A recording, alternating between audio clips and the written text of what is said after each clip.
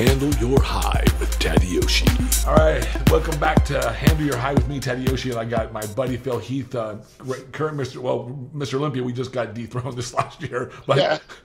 but still, and I want to mention this because this interview really isn't about the Olympia, but it's more just about you. But I have to say that throughout your reign, I've seen you. I remember the first time that you got when you first turned pro and you did the USAs. I remember I've told this story a couple times before, but I competed at that USAs that year as well, and we met a couple of weeks later in person at the North Americans, I believe. That's right. Hung out a little bit. But there was, at that show, I remember I was pumping up. I was a light heavyweight. I was 191 or 97 pounds or so, and you were, I think, about 216, something like that. You competed in the heavies.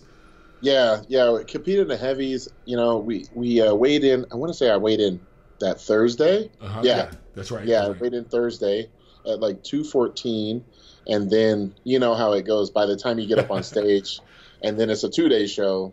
By the time it's over with, you're probably like, I know for myself, I was like 204 by the time I was done.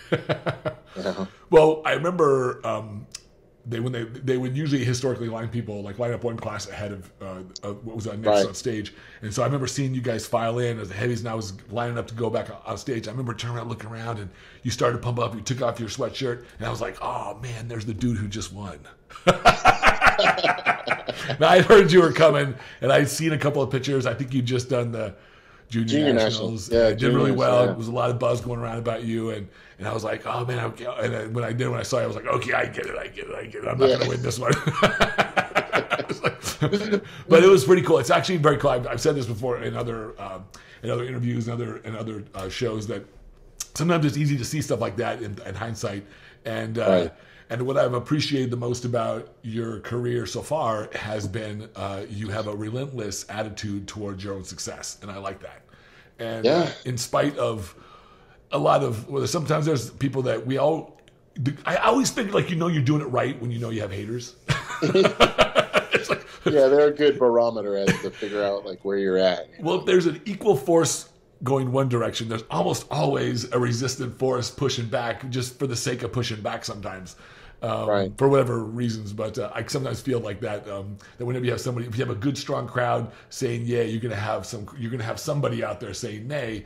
And so I'm curious, like after this last Olympia, what's your plan? Are you going to? I think it's a great story personally. To be able to come back and to be able to, because I just don't. And I love everybody that I have friends with in this industry, but I have to be honest, man. People, and I've said this over and over, that I really don't think I really think that you still have the best physique. Right. But again, like, where's your head at? And is it in a place where you're thinking about it yet? How you're committed? Yeah. I mean, right now, my major commitment is to get back in the gym. Right. And that will commence. Probably, today's Wednesday, so probably Friday. Okay. And when I say commence, meaning like an actual program, where before it was like, oh, I feel good, and I'll train like once. So technically I've trained no more than 6-7 times since my surgery, and that was in October. So you got to think that's a long time. That's 3 months. So how has that felt? Like, I know it's needed. You absolutely need it to heal properly. But... Yeah. And I still have 3 more months. Like, I'm supposed to have a total of 6 months. And I told the doc, I said, there's no fucking way I'm going to take 6 months. You're like, this is going to go nuts. Yeah. So he said, okay, no problem. He said, just lift what you can. But the problem I had was lifting what you can start off at 5-10 pounds, right? So that's very discouraging for someone of my physique and my mindset.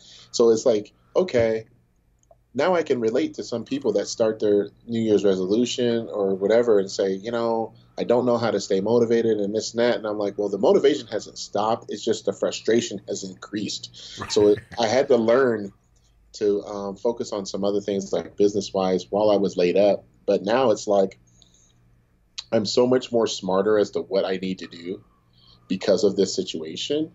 And it allowed me time also to digest, I would say, 90% of what occurred in Vegas. Right.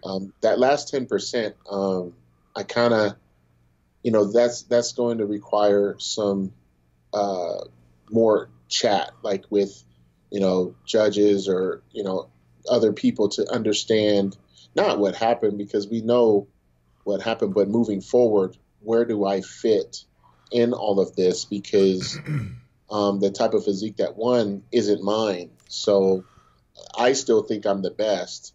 I fucking for sure think that. But my major thing is checking the temperature and understanding what is it that you really want. Because I would like to say that, oh, it's a streamlined physique, this and that. It's like, well, Cedric McMillan has a fucking great, V taper too, and he ain't winning the Olympia. So, I'm trying to understand that part. But while I deal with that over here, I've got other things, business, but also just getting that passion back in the gym, because I know myself well enough to say, the minute I draw consistency in the gym, give me 3 weeks in the gym. It's almost like those old stories of Kevin Levrone. You give him you tell him to go do a show and he can do it in like 8 weeks, while it takes everybody else months. I have that same genetic platform. So, I'm really excited. I talked to Hani yesterday briefly about some plans, and I just want to regain the strength in the gym, but also the fire again, and build that momentum. Because it's still there. I mean, it's a pilot light, right? It's just, I'm just waiting to like ignite this fucking thing, and I know what's going to happen. I know how my body will react. It's just I'm really wanting. I have to learn baby steps, and then I know how this works. Baby steps, and then it's just going to be like boom. One day I'm going to be back in there, and I'm going to be lifting the same amount of weight that I was. But this is quite different because the first surgery wasn't successful. And although I felt fine leading up to the Olympia, about that 3 week out, 10 days out period, that's when the incision tore. And that's when I was like, you could feel that, right? When it tore? I could feel it. But here's the thing, and this being an athlete, I'm not going to sit up here on social media and start talking about this shit. No, that's not the place. You gotta just toughen up and just deal with it. And but did you know that was significant enough? That it was significant enough? Something went wrong with it? It was more like when you know that something was there to hold things together, and there it goes. It's like walking around with your shoes untied. It's like, that it's untied. You can still run. You just know that you may not run as fast. So I was actually surprised at the fact that I was able to bring forth the physique that I did coming off a surgery period. And then when that happened, I was like, you know what? Hell, I beat Jay Cutler in 2011 after he tore a bicep. So I know he was probably thinking the same shit. So actually, I just had him on the show last week, and we were talking a little bit about that. And he really kind of mentioned that a little bit, that he felt like when he went out, he didn't want to go. You were coming up, everybody. It was. He felt like he was behind the curveball there, behind the 8 ball a little bit. Yeah, it's something that none of us as warriors, and I consider a lot of us have that mentality to say that we can't give up. And we preach it so much to everybody else that, you give up. It's like, nah, sometimes like your body will do one thing, and we're talking about the best of the best of the best of the best of the best. Like, we're not just talking about, I want to go, do a show and look good. It's like, nah, man, like this is like the pinnacle, the pantheon of champions. So, moving forward, I believe in my ability. And I know that with this new surgery that it's been healing nicely. So that's why I stayed away from the gym so much, because I wanted to make sure it heals correctly. Make sure it heals, because, making a comeback and stuff is going to require a lot of effort. Yeah, well, that must be the toughest part. For me, that sounds like it would be the toughest part of this whole ordeal, is to stay away from the gym, wanting to get yourself back in there and get yourself back up to speed and make some improvements, and get yourself right in line to be able to continue to pursue the things you want to pursue with your body and your career. Right. I think real quick, it's just, I think the only area I would have a so-called weakness was that area that got surgically repaired. So I don't see, to me, in my opinion, that was the only flaw, if there was anything. I take care of that, then I should never lose. And that's how I envision it in my mind. It's like, you take care of this, who the fuck is going to come through with that physique that you have? And I'm still improving. Like, I was still bringing out that maturity years. And, you know, we've talked about this before. It's like, once you start hitting that age 35 and up, you start getting some nasty, some gnarly shit, man. It's like awesome. There's certain aspects of your skin that change as you age, and it gets grainier and thinner, and it's easier for you to attain that condition. It's really kind of fun. You look at the guys at the Masters, and then you look at the guys who are winning the USAs and stuff, and while they're great physiques all the way around, there's a distinctive quality difference in terms of the thinness of the skin. It's hard. But you're right, absolutely. I think it's a great trait to have that really paper thin look, but at the same time have this really bulbous. That's the one aspect I've always appreciated about your physique, is it's very cartoonish. It's very bulbous, very round, and you don't seem to lose that. Some guys will lose this quality when they dry out. They get edgy. They don't have the pretty. It's not as pretty, but you don't seem to lose that. So that's what I appreciate, and I think that's kind of. And Sean gets a little bit of it. He gets a little his lines aren't nearly as round when he gets really, really dry, and he's been a little hit and miss with some of that. So we'll see what happens. I mean, so are you thinking that this you'll have enough time, or are you going to give it another year, or? Yeah, I was talking with. I had a couple of talks with Dan Solomon, because he has a new position with AMI, pertaining to the Olympia brand, and just kind of going back and forth with him about how the show's going to be marketed, because I'm not the current champion, so how would I even fit into that? And that's one thing, because at the end of the day, this is a business, and I will say that after winning 7 years in a row, there's still stuff to prove in my heart, but on paper, there's nothing to prove, because I'm tied with Schwarzenegger. Anyone that started bodybuilding, they say, hey, you over there, yeah, Tom, okay, Tom, one day you're going to tie Schwarzenegger, how would you feel? They'd be like, man, I'd feel great. I'd quit right there. Well, you don't think that's, but I made a commitment to myself as to a number of Olympias I wanted to attempt to win, and that's still in my heart.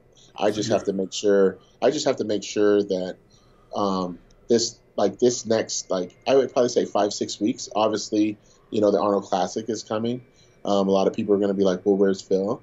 I just want to make sure that, I'm in that proper condition, and, I'll take, if I really want to do it and I need time, why wouldn't I exercise the same, grace that they gave Kai Greene with, remember they said that he could show up the Thursday before. Sure, yeah. So why wouldn't I think of possibly doing the same if I was ready to do it? But I could either do that, or I could shut it all the way down and prepare for 2020, which is something that, I mean, if I were to play the safe and smarter game, that would be it. But, go ahead. Oh, so you're going to take it kind of how it feels. Yeah, I mean that's a smart thing to do. Yeah, that would be the smartest thing to do, because let's be honest. I mean, well, let me ask you: do you feel like I'm being viewed with a sharper lens than the other guys? Absolutely. I think it's tough, because you did have such a long reign so far. You had so many championships, so much expectation. And really realistically expected to carry on the title again, to be perfectly honest. I didn't think I didn't see that coming, per se. And so, granted, you're going to have a little bit more of skeptical lens focused right on you, especially in the landscape of the disparity of physique. So, it wasn't like it was somebody else who had a similar kind of physique. It was somebody who had a very different style of physique. Not a bad one, just a very different style of physique. Very different. Mm-hmm. And so, and he showed up at past Olympias too. So what's the difference this time? So that's the kind of the question at hand. I think you kind of have to put it all in the landscape that it all falls in, right? It's not just about what shows up on stage. It is about what shows up on stage, but it's not just about what shows up on stage sometimes. Yeah. There's a landscape that follows it. There's a lot of, and I know we've heard this for several years about about guts and about distension, about all these things in competitions. And I personally, you can't, I mean, you're going to, as physiques get bigger, you're going to get bigger bodies. There's just no way around that, right? And it doesn't mean you can get them misshapen, but I never saw your physique that way. To be perfectly honest, I never really saw it that way. Even this last Olympia, with the issues, I never really didn't see it as a super horrible thing. I didn't see it as anything bad. I didn't see anything, for certain, not as bad as anybody, as some of the other people. I think you hit it right there, is that when you're at that level, they'll take something and say, that's the one thing. That's the one thing out of 1,000 things that you got right. It's like you could write. It's like I watch on Instagram all the time. A person could write the most eloquent post, and one person will say, "Oh, it's there, not they are." Like, right. And I'm thinking, you missed the whole thing. You missed the whole fucking thing. It's like, okay, I get it. The grammar was bad. Right. And I think sometimes that's where, and that's just the name of the game. And that's something I had to, like I say, when I was digesting things, and I was just like, you know what? They made it. When I say they, just people, whether it be judges, promoters, fans, critics, whatever. Like, look, they said the same shit about Ronnie, and he still won. Yeah. Jay didn't have, I would say, a V taper that people would say, that's what I want. But he was so great at what he did, just like Ronnie. Then you have me. I mean, hell, if anything, 2017 was worse than 2018. So 2018 comes around and it's like, well, you want to try going in a different direction. Well, my thing is because of that different direction, you're going to have Ruli, Ramy, who are very large people, and they're going to stand on either side of Sean. And let's say now, let's take me out of the equation. There's been no hype this year. There's been zero. You know what? You know why? Because they don't have someone they can love and hate at the same time. Right. and that's me. The funny thing is, it's kind of funny you say that, because when you look at the career of like Dwayne Johnson when he was in professional wrestling, he was horrible. Like, nobody liked him when he was the good guy. But it was only when they made him into the bad guy he became like The Rock, right? Like, everybody loved him, and then of course he transformed. Know your role and shut your damn mouth. Right? And it's one of those things where I start seeing that, and that kind of let me know, well, you have a lot more impact than even those trolling haters even realize, because you go on any type of chat room right now, there's barely any bullshit. There's nothing. There's no updates. There's nothing. It is stale. And it's stale because of me. Because every year after Olympia, it's like 3 months of like, fuck Phil, or I love Phil, and wait till next year, this person's going to beat you, or this person's going to beat you. To be quite honest, I this is for all those people that think that it would ever bother me at all. What it does is it allows me to realize how great of like the power that I have as far as like my physique, and it can trigger different emotions. But I segue that into saying, when you can trigger someone's emotions in entertainment, that's what's entertaining, and that's why people will buy tickets. So we'll have to see who can be that person right now, and we've seen it last year. Certain guys will try to talk a little trash, this and that, but they're forcing it. It's like it's like you and I could bullshit and talk and make a ton of freaking cool jokes and make you guys laugh, but we're not comedians. Right. It's like when you're trying to be funny it doesn't work. Yeah. So we'll see how that works, and I'm really excited to see who's going to reemerge. I mean, you got a lot of athletes. I mean, pertaining to Olympia, Sean has a lot of guys, and he knows this. It's not talking shit. He's got a lot of guys that have beaten him numerous occasions. So it's not even a 2-headed monster, a 3-headed monster. It's like it's an open thing, which maybe as a brand they can market very well, but it's going to require a lot of like real all the best, when I look back in the last 20, 30 years of Mr. Olympia's, all the best eras had rivalries, right? Like we always had these really wonderful rivalries. You had a really great one with Kai Greene. I think a lot of people love that. They would like to see that come back. And I think that's the hope, is that in the next year or two, if the time is right and everybody agrees and if everybody wants to, then they would see you guys on stage and get one last good battle in there at least. I mean, I think that's what most fans would like to see. I think some athletes would like to see. Because I'm not talking shit, but I just think that he and I possess something. Look, I'm an energy person, right? So like, absolutely. I could stand next to people on stage or even backstage and kind of feel that's right, like where they're at. And growing up doing, Shorin-ryu karate, Eastern Okinawa style, this, that, and the other, you start understanding warrior spirit, this and that. And sometimes you just have that intuition. And going backstage and you don't feel shit from someone, that's when you kill them. You're ready to get them. And then then when I would be next to Kai, I feel like this, like this energy, and he probably felt mine too. And that's where the riff, because we knew that each one of us was going to have to win and one of us was going to have to lose. And although he never beat me at the Olympia as champion, there was a lot of, I would say, closer battles, even though the scorecard showed different. I believe in the straight first. I just know that he's the one that pushed me the hardest. Sure. And I know I pushed him the hardest, and it was real. I think the reason why that was a great rivalry, I personally think that that's the best rivalry in bodybuilding history. And I'll tell you why. Because you felt that shit. Right. That's it. It ain't just a physique. You felt that shit. Like, you felt like, that's my guy, or fuck him. Well, there was a lot of especially for several years, and you could see it on stage. You could like you said, your energy. I'm an energy person too.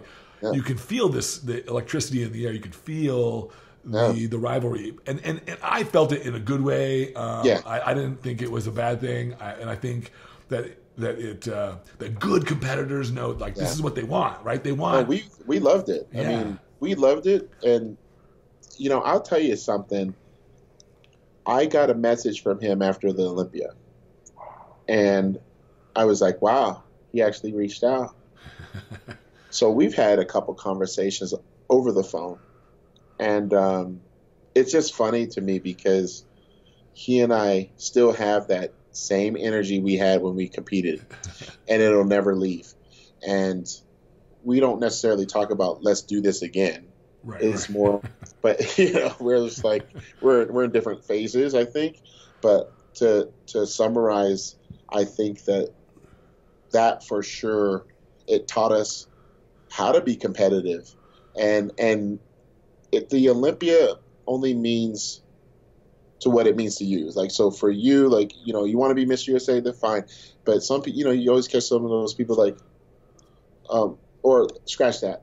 There is a clip. Mike Tyson, he's being interviewed. He has all of his titles on a table. I think you've probably seen it. And the guy was like, what is this? This is amazing. This is a legacy. He goes, it's garbage. He goes, it means fucking nothing. And he was like, what? And I took that and say this. It meant something at the time. It just meant that he did what he did. But I look at it as it only means whatever it means to you. So if you think the Olympia is like your everything and that's going to give you fulfillment for the rest of your life, then go for it. It's just like the same people that we shake our heads at saying, like, why is this person continually competing and he can't but it means something to that person. So who are we to tell him any different? Absolutely. But I think, that was the greatest. I think that's the greatest rivalry of all time. If he and I said that we would put on our own event, and it just be he and I think people would fly in. Oh, totally. That would be awesome. No disrespect to the other guys. It's just that. No. Well, there's always something special. We've had several rivalries over the years, but this one sticks out to me because for a couple of reasons. The first reason is that it's the first era of social media.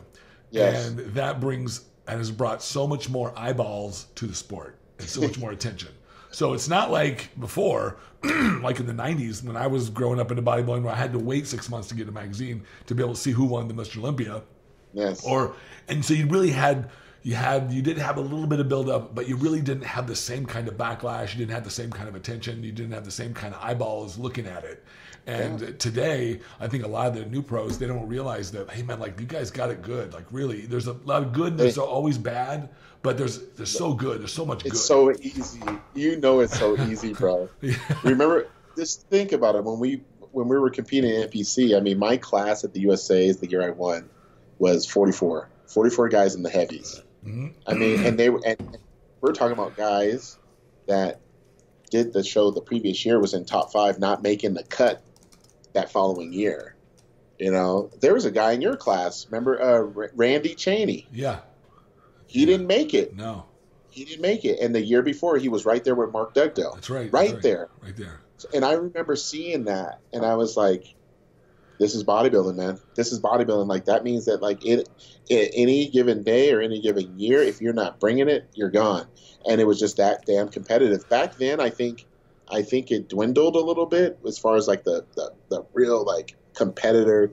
You know, like, everybody brought it. Like, you know, USA's back then, like, Nationals back then, everybody was bringing it, man. Everybody was in shape, man. Everybody was in shape. It's like, now it's a little different. So, you know, it trickles on to the pros. So you have to, that's why there's a big disparity. Like, you got guys like in the lower, you know, you got the top 15 and you got the rest. And, you know, you should see like more improvement from some guys. But I think personally, because of social media, like you mentioned, we may not see the improvements that we would hope for.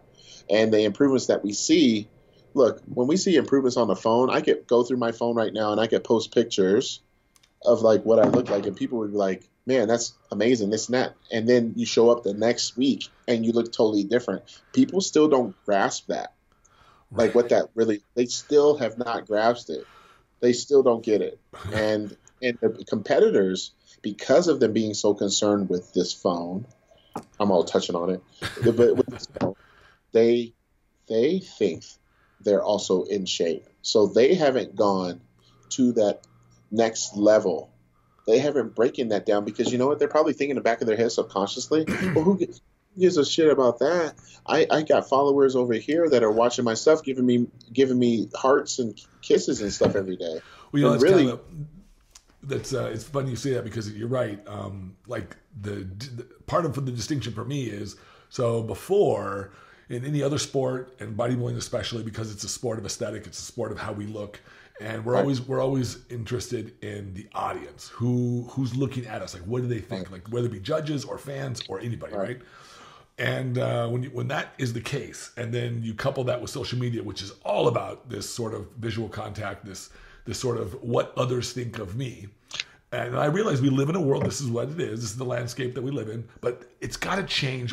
I'm just curious on your opinion. It's got to change the way in which the athlete sees and deals with himself or herself. Because when you're so preoccupied or so interested in what others think, because sometimes I get the impression in your, like in some of your preps, like you have to disengage that. And I know other guys sometimes do that too. They have to disengage social media because it's more pressure than you need, and you got all this other stuff to cope with. So like, I'm curious on what your take is on that. Like, because there is this preoccupation that I found it when I was competing. There's this constant preoccupation with, man, what do they think? I hope I'm progressing well enough. I hope this is good enough. You know, how do you, because if you're in that mode, man, to me, that feels distracted. Like you got to be focused, right? Yeah, no, I mean, I can answer this in a PC way, or I can answer it like Phil Heath. No, answer just what's honest, man. Man, at the end of the day, those people ain't paying your damn bills. Yeah, that's true. They're not. And so you can't get caught up. You almost have to be at zero, meaning like you can't go too far over here, you can't go too far over there. You have to be level at zero. So that means thanking people regardless if they post something positive or negative. Because if you're zero, it won't affect you. So, because it's like when I was a kid growing up, and, you know, coach would always say in high school, don't read the newspaper. Okay.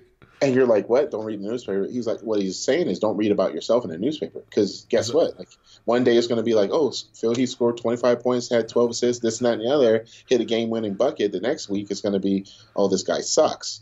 So, Give up. And so then how do you deal with the good and the bad? And now we're talking about such a psychological element that we're having to go all the way back to your childhood and figure out how you were loved and all this other shit. You're like, man, I just want to win a damn show. Right. So when you start involving, and that's the hardest part with social media, is that you invite people into your house, which is up here. So when you invite people into your house up here while you're trying to be the best in the world at something, we're not talking about best on your block. We're talking about best in the world. We're talking about having your name etched in bronze on that statue. You deserve to do. You should be able to do whatever the fuck you want. The problem is that now, because of social media, there's such and you know this, the endorsements aren't the same. So therefore, how do endorsements work? Well, before you could be like Dorian Yates and not talk to anybody for 6 months. Exactly. Now it's like, hey, I got to do X amount of posts. I got to talk about this. I got to talk about that. If I don't, then I'm not going to make the money for them, which is going to make money for me, and this and that. So that's a stress in itself. So when you start compounding all that, you got to ask yourself, why the fuck do you do this? And be okay with it, and say, why do I do this? There was 3 things that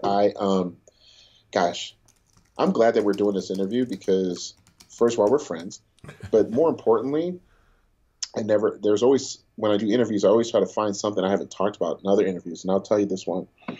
So there was 3 things that I was thinking about when I first started making a paycheck in this sport, which was as far as like when I should walk away or this, that, or the other.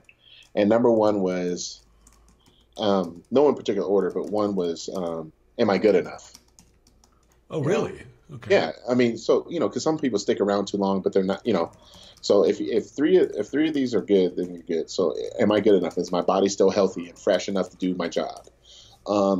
What are the fans like? Because if the fans aren't involved, they're not engaging, and I'm not engaging with them. I mean, okay, whatever. Maybe you're doing it for yourself. Then okay, fine. It's gotta be fun. It's gotta be fun, right? Yeah, and then is there any type of financial gain from it? Because you are a professional. We're not talking about amateurism. We're talking about, this is a profession. So every person that's a professional, anything, should be paid for their time.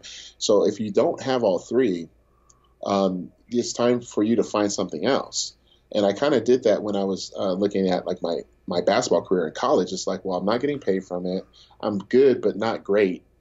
And, I don't have any fans like wanting me to do this shit. So I should do this. So with bodybuilding, I think a lot of guys and girls are going to have to, they're going to have to really do some real hard soul searching, but I honestly don't think they are. I think right now we're such in a virtual space that we'll copycat the next person for content.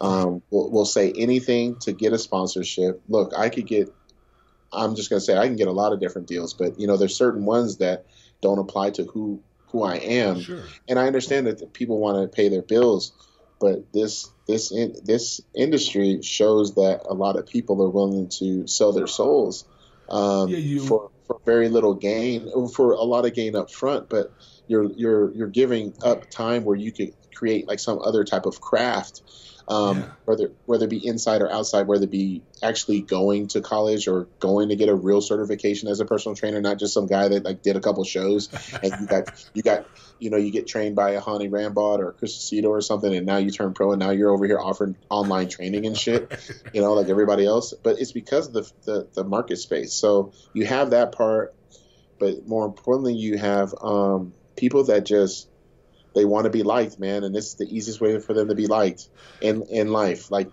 they may have a regular day job where people don't like them, and they figure, well, I can go to the gym, I can look good, and it is doing this shit for everybody else. And I'm sorry, but like, I do this shit for Phil Heath, and I've always done it, and that's why you don't see me posting online about it, because I'm like, I have to save something for myself, because if I I've got. If I were to look at this right now, my phone, I've got at least photos from from October 8th, 2002 to today that I've taken that none of you guys have seen. But that's for me. So, of course, people want to say, oh, but it would be so cool for a Throwback Thursday. But guess what? Our minds are so quick. We scroll through that shit. And now I'm posting it for you. So if I post it for you and I don't receive any type of love, I look like an idiot. So like I should be doing this for like a scrapbook or a movie or something else, and then it would have more impact. So I'm kind of hinting at some things, right? But I think overall the reason why we don't see the athletes are going to suffer moving forward. Right now they're going to suffer, and they're going to suffer because they're going to have to figure out their own identity. And they're going to have to figure out who they really want to be and how are they being fake and how are they being real. Because there's going to be an opportunity for them to say, you know what, you can make a little bit of money and a lot of bit of money over here if you throw a little fake shit around. You know, it's just the way the world is. And, you know, that person's going to have to, you know, really. I've always preferred, at least for myself, and I always recommend this to others, to be as genuinely authentic to who you are as you possibly can be, especially when it pertains to your credibility in the industry, right? You're going to put your name on a product. Then, I mean, we both know people who put their name on lots of products and they didn't really use any of them. So it's just a function of them getting paid. And I get that. I don't find anything wrong with that.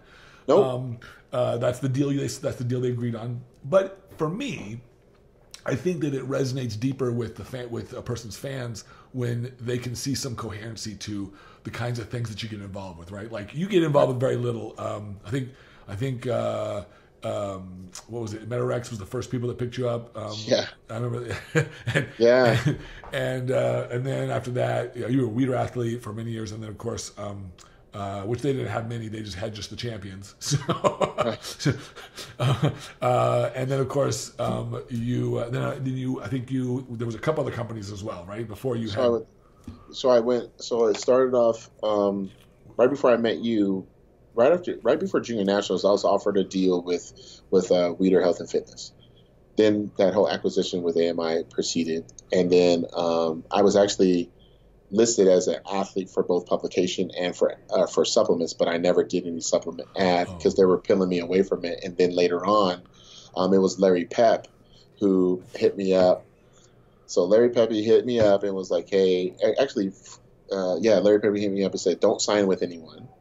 And I remember at the time I was getting ready to do the Sean Ray Pro-Am, and I had a couple companies hit me up. And they lowballed me, and the best thing about it is like when that happens, it enables you to do one of two things: win or lose. And I just said, okay, well, you're betting on the fact that I so-called haven't done anything yet. Well, I remember this. Yes, you remember this story. Yeah. So we'll leave the names out, right? but I told him, I said, you'll find out. So I won, and I won that following week in New York. And then they came to the table and I said, "Oh, you." Now the price is more, right? And he was like, "Yeah." And I was like, "You know what? How about we talk about this after, I don't know, because I'm going to sign with Metrics." So I signed with Metrics. I stayed with them for 4 years. It was really good. I mean, I had a really good relationship with a lot of the people. I still talk to some of them till this day. That company took a little different direction with the company. They went sort of mainstream a little bit, right? Yeah. So that was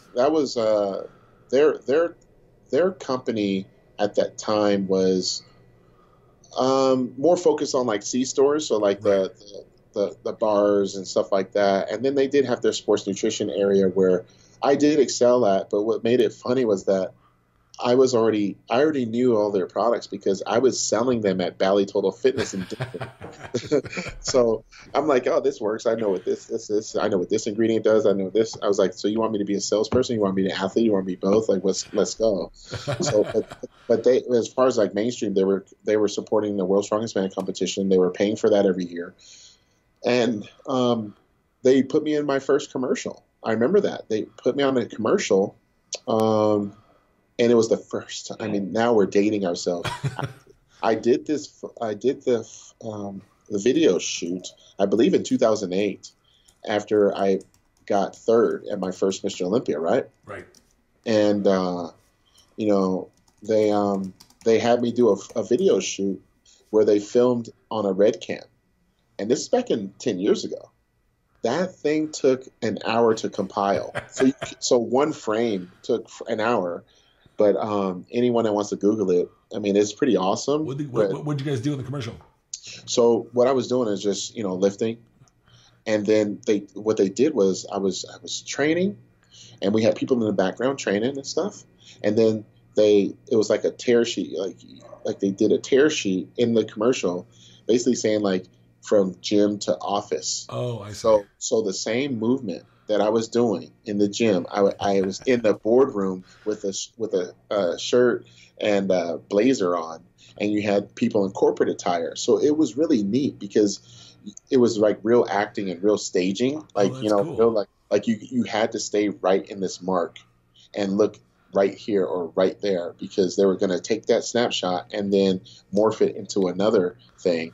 So it was, like I said, I mean, it was a good time, and we parted ways, and then I got with Muscle Tech. We had a good time, and overall, you were with Muscle Tech for several years.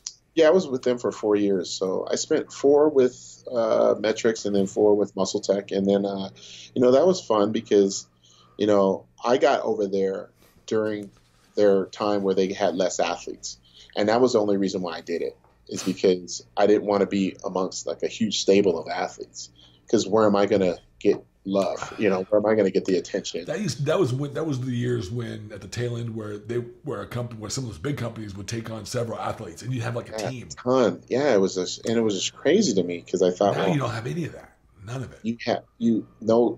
I think now the way it's changed, like the people that are getting involved in this industry now have no fucking clue. Like, they have no fucking clue. They have no clue. They should hang out with us more and ask, because it was like back in the day, back in 2005, you won the Mr. USA, 2 things would happen to you. Well, 3. Well, number 1, you would get the trophy. That's great. Card, yeah. And then you get the pro card. 2, you get a publication deal with either with MD or with AMI, with Weider. It was automatic. And then 3, supplement companies will come banging at your door. So you automatically are going to rack like $100,000, like just winning that. So that was like the cool thing. Now that shit doesn't even happen. I mean, people turn pro, and it's like they're like, hello, I just won something. Don't I get something? It's like, nah, man. So now they give you a fishing pole, they give you the rod, and now they say go fish for your own money. And I get that mentality, but it's very tough, and you start to see some other athletes may try different sports outside of the industry, because this is a very expensive, very time-consuming sport. Yeah, and it makes a difference, because a lot of some athletes are really great athletes and really shitty business people. You know what I'm saying? And some are the reverse, really great business people and really shitty competitors. And sometimes what you end up seeing, who ends up making it in the industry has more to do with what combination they have of those 2 qualities, right? How good a competitor are they, and how good at business are they? How can they make themselves consistently stay relevant? Because some people are really fucking good at this, whether it because they're a great competitor, like Dexter Jackson, who seems to stay relevant for the last 30 years. But he made the deal with the devil. I mean, golly. I'm pretty sure that him, exactly, like he's got the fountain of youth stored away in his house. Absolutely. Yeah, but you know what I think too is that it takes a level of humility to actually go for it, right? Yes. To go for the dream, but also in business. And we see it all the time now. If you follow like a Gary Vaynerchuk or Patrick Bet-David or I like those Tony guys. Robbins, those guys, they tell you how everything didn't just fall in their lap. Like, things happen, dude. Like, there's times where I'm smiling, but then I get off the phone with you and I'm crying because something fucked up happened, right? But then what changes is to realize, wait a minute, I can express those emotions. I'm human. I got to get back to work. And that could be in the gym or in your home life or whatever. But I think what's difficult for people is to have that vulnerability without crying all the time, while staying there all the time. Because otherwise you see people like doing it on the Instagram. Like, oh. It's like, no. We're not talking about that. I've seen a few people like that. Not a good, right. That doesn't make a good picture. We're talking about taking the risk. We're talking about betting the chips on yourself. We're saying, hey, it's just like me. I was a part of a company I tried to, be a part of, Gift Nutrition. That shit didn't work out. Was it my fault? Fuck no. But you know what? It is what it is. Hey, Shit like that happens, dude. And there's a lesson within it. Exactly. There's a certain lesson within it. So I always encourage people to say, well, isn't it? I think I read a statistic that said something about the best entrepreneurs they tend to have this track record for losing a couple of times before they really hit it huge. That it's just part of the learning curve. It has to. How else would you learn? I mean, let's be honest. I'm not going to be Barry Bonds hitting it out of the park every time I get up to bat. Right. And who's going to hold your hand the entire process? I mean, anyone that has had that, like, let's say they had a father who owned a business already and was working with them, like, constantly. Usually that doesn't happen because the kid is so entitled, he's a shithead. So, these failures are the best teacher. Absolutely. I mean, I didn't win my first Arnold Classic. I haven't won an Arnold in Columbus. I placed 5th at my first Arnold. I remember thinking I was going to win the 2010 Arnold Classic and then lost the Kai, right? And then I remember losing that Olympia. And then I remember doing the Olympia in 08 and then coming back the following year, getting food poisoning in 09, placing 5th. And all this shit. And it was like, you know what I did after I got food poisoning and I fucking got back on that stage? I got that shit. And then that following day, I did the show. I said, I'm just going to pose as hard as I can, and I'm going to give every ounce of energy I got because God got me here. I'm good. These fans already paid their money. I'm going to give them the best Phil Heath that I can give them. Sorry I didn't win, but there's plenty of other guys you can root for too. Right. Great. And that following Sunday, that's when we did the big photo shoot around Joe Weider, remember? And I was there 2 hours before everybody else. And I was doing fucking legs. And you can ask Greg Merritt. Greg Merritt's like, why are you here? I said, well, I didn't win last night. Well, I know that, but why are you here? I said, well, where I come from, like if you had a bad game in basketball or something like that, you should be in that gym, right after that. Yeah, so I did that. So now I've always assumed that you take a lot of the lessons that you've learned and how to be a champion, how to be a warrior, if you will, in the sport of bodybuilding from your experiences in basketball and in other sports. Absolutely. What would you say? What would you say? I've had lots of conversation. I've spoken a lot about this over the years. People have criticized you for being like arrogant and all this stuff, and I always say this. I say, look, man, arrogance and confidence sound an awful lot alike to a person who's insecure. So when you're insecure, it sounds like arrogance because that's not the energy that you project. They project a more humble, but I said, look, man, humility is for losers. Like, I hate to say it like that because I'm not for anybody putting themselves intrinsically above anybody else. But you can say I'm the best. It's not exactly. That's not what it is. It's all about, like you said, it's all about, look, I'm not average.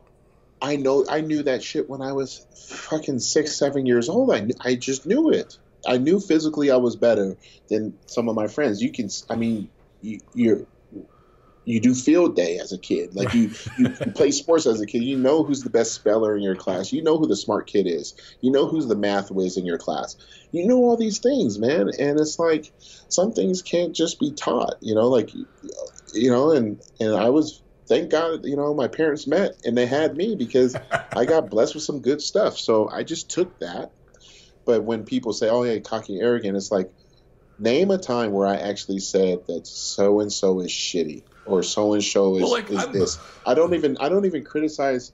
It's hard for me even to criticize Sean Roden, even though he won. I can't do it because it's like, you know what? That ain't my spot. My spot is Phil Heath just needs to get better. That's it. That's all everyone's had to say. Like, I'm not going to sit here and be like, well, he doesn't have this. It's like, what's that going to do? The other thing I remind people is, like, I say, look, man, what do you want your champion to really sound like? You want them to sound like, oh, I did my best? Or you want them to sound like, hey, man, I went out there, I'm going to kick everyone's ass? Because I think that's what you got to have. You really do have to have a mindset. I mean, if you don't believe in yourself, who else is going to?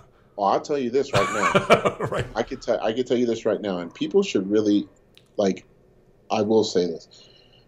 I fucking won 7 years in a row. Exactly. Name your favorite bodybuilder. Has he won 7 years in a row at the Mr. Olympia? So my mindset is different. In order to win that many, with all of the negative that come along with it. That's why people love Tom Brady so much, because it's with all the negative shit. He's still a stud. He's still a stud. Well, some people have a resilience that other people just don't. They want to listen to the crowd. Yeah. And I don't. No hater or troll or person that misunderstands me like that is ever trying to put themselves in my shoes ever. They'll say, well, if I were you, I wouldn't do this. Well, you would. You're not me. You're not me. You don't even know what it took to get here. And I could share with you how I got here if you'd like to listen.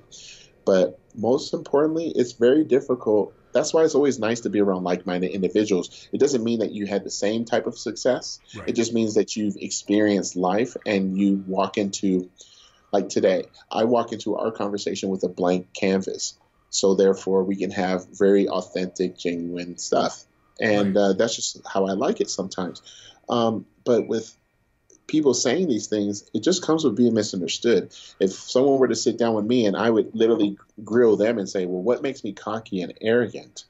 Because of the fact that I believe in myself. But wait a minute, you just wrote on my page saying, fuck you, Phil Heath. So I don't understand. So if I say, the best one is, Phil Heath will, or his wife will block people on Instagram and Facebook. Absolutely. I'm not going to allow someone in my space to create. You wouldn't come up to me in person or to my home and do anything crazy like that. So I need to partition the noise. And anyone that's been around successful people, you have to get rid of the noise as much as possible to be able to kick that field goal at the end. That's right. Sorry. Sorry, because you're in Chicago with the Bears. But hey, dude, that field goal. What's up with that shit? Hey, but real quick, actually, we just, gosh, this is great. We just hit on a good point. People will talk shit, like they said to me, right? They'll talk shit about that poor guy the kicker that missed the damn field goal. He just all these people made it bigger than what it was. He missed it. It just happened to cost him the game. Right. It just happened to be at the wrong time. The worst time you can think of. but here's the best part. They had in Chicago, they had people try to kick that same field goal, and the fans went 0 for 101. Not one person out of over 100 people hit it. Because it's really fucking hard. It's harder than people think. So that's where, as an athlete, you have to remember, you have to be very mentally tough. I see this a lot, especially with like football, basketball, and probably bodybuilding too. People get a little emotional. They have their faith in their athlete, or their decision isn't the decision that judges make isn't the one they would make, and then they get all upset and bent out of shape. It's like, and I saw some guy just like irate, man. He put some shit on Instagram after that game, missing this field goal, and I'm going, wow, man, like this is and don't get me wrong, I think sports is awesome, and I think it's great to be involved and to get yourself invested, but man, dude, you're really, really upset about, you don't even, whether you win, whether that team won or lost. I get it, they're your team, but whether they won or lost, it's not changing who gets what bills are getting paid. It's not changing what food's in the cupboard. It's not changing the quality of your life. But you're making your life really miserable right now. I think he bet on the game. He probably did. Let's hope he bet on the game. If he didn't bet on the game, my gosh. You're absolutely right. If he didn't bet on the game, then just look. I got season tickets for Denver Nuggets, right? We played the Golden State Warriors last night and got killed by 31 points. Now, Golden State. Now, you think, well, we beat them earlier this year, right? So we're number one in the West, which is crazy. But you think I'm over here screaming and throwing my hands? Yeah, it's like now during the game, I'm like, this is stupid or this, that, fuck. I know. I see your tweets every once in a while when you're watching a game. Yeah, it's like, I wouldn't have done that. What's going on here? But you know what? I would say I would not have done that. Right. I'm not going to say, you dummy, like, why did you do this or that? There's a difference. But yeah, I think all around, I think, one thing I've been able to show the other athletes on tour is how to handle that adversity. And a lot of them are going to have to understand what that really means because so do you just have to turn it off? Like I would imagine it gets more intense around Olympia time and during those sorts of. Yeah, there's been times I've turned it off, and what's funny is that because I think that would be smart, just to turn off all the negativity. If someone's not, like you said, That's your space. It's then they go to the Tad. They'll go to your wife. Oh, I know, man. So they'll do that too, you know. So that's where I thought it was I think it's crappy when people pick on their people's wives and stuff like that. It doesn't matter. Like nobody handles. Sometimes we just don't always handle things gracefully in this life, and we let our emotions get the best of us. And I think sometimes we have to give each other latitude to be able to express how we feel sometimes, and not hold it as like some kind of like marker against their life or something. It doesn't make any sense to me, especially especially when we've all done some things that we probably said, maybe that wasn't such a wise thing, and in hindsight, or we've done things that were just out of pure emotion because it was our response for whatever, we've said some things to somebody or whatever. And but that's hard. It's hard. That's hard. That's hard to. I think it's hard to come for that person to come to grips with it and then say, you know what, Tad, my bad. Right. I've had more fans now do that. And it's so funny how the human psyche works. I've had more of that now, that compassion, that understanding since I've lost. Why do you think that is? Because deep down they don't want to be a dickhead and actually gloat. You know what I mean? Like people were gloating for like a good couple of weeks, but I didn't see it. I think you're probably right, and I also think that maybe you now have become a lot more human. Because before you to them, correct, right? Because to many people it just almost seems almost inhuman. You always want. So it was. Right. So it can be very, very, and then of course everything that comes out of your mouth is very confident, and like we just discussed, like, hey man, that is the mindset. It was actually one of the questions I wanted to ask you, because I have this conversation a lot, and I use you as an example because of the things that I've heard you say in our conversations. I know that like mindset is so important. If you don't have it upstairs, it doesn't matter what gifts you have in the physical. You have to be able to use them. You have to be able to use them, and part of that usage is commanded by what's going on up here. And if you can't meter that, then so like, how did you get prepared for that? Because I see a level of maturity in how you approach your own success. I'm not talking about business. I'm talking about, hey man, when you have to focus, you do this, and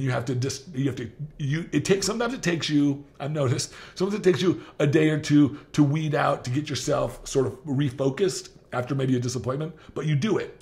And that's the hallmark of all champions, is that, look, they don't stay derailed. But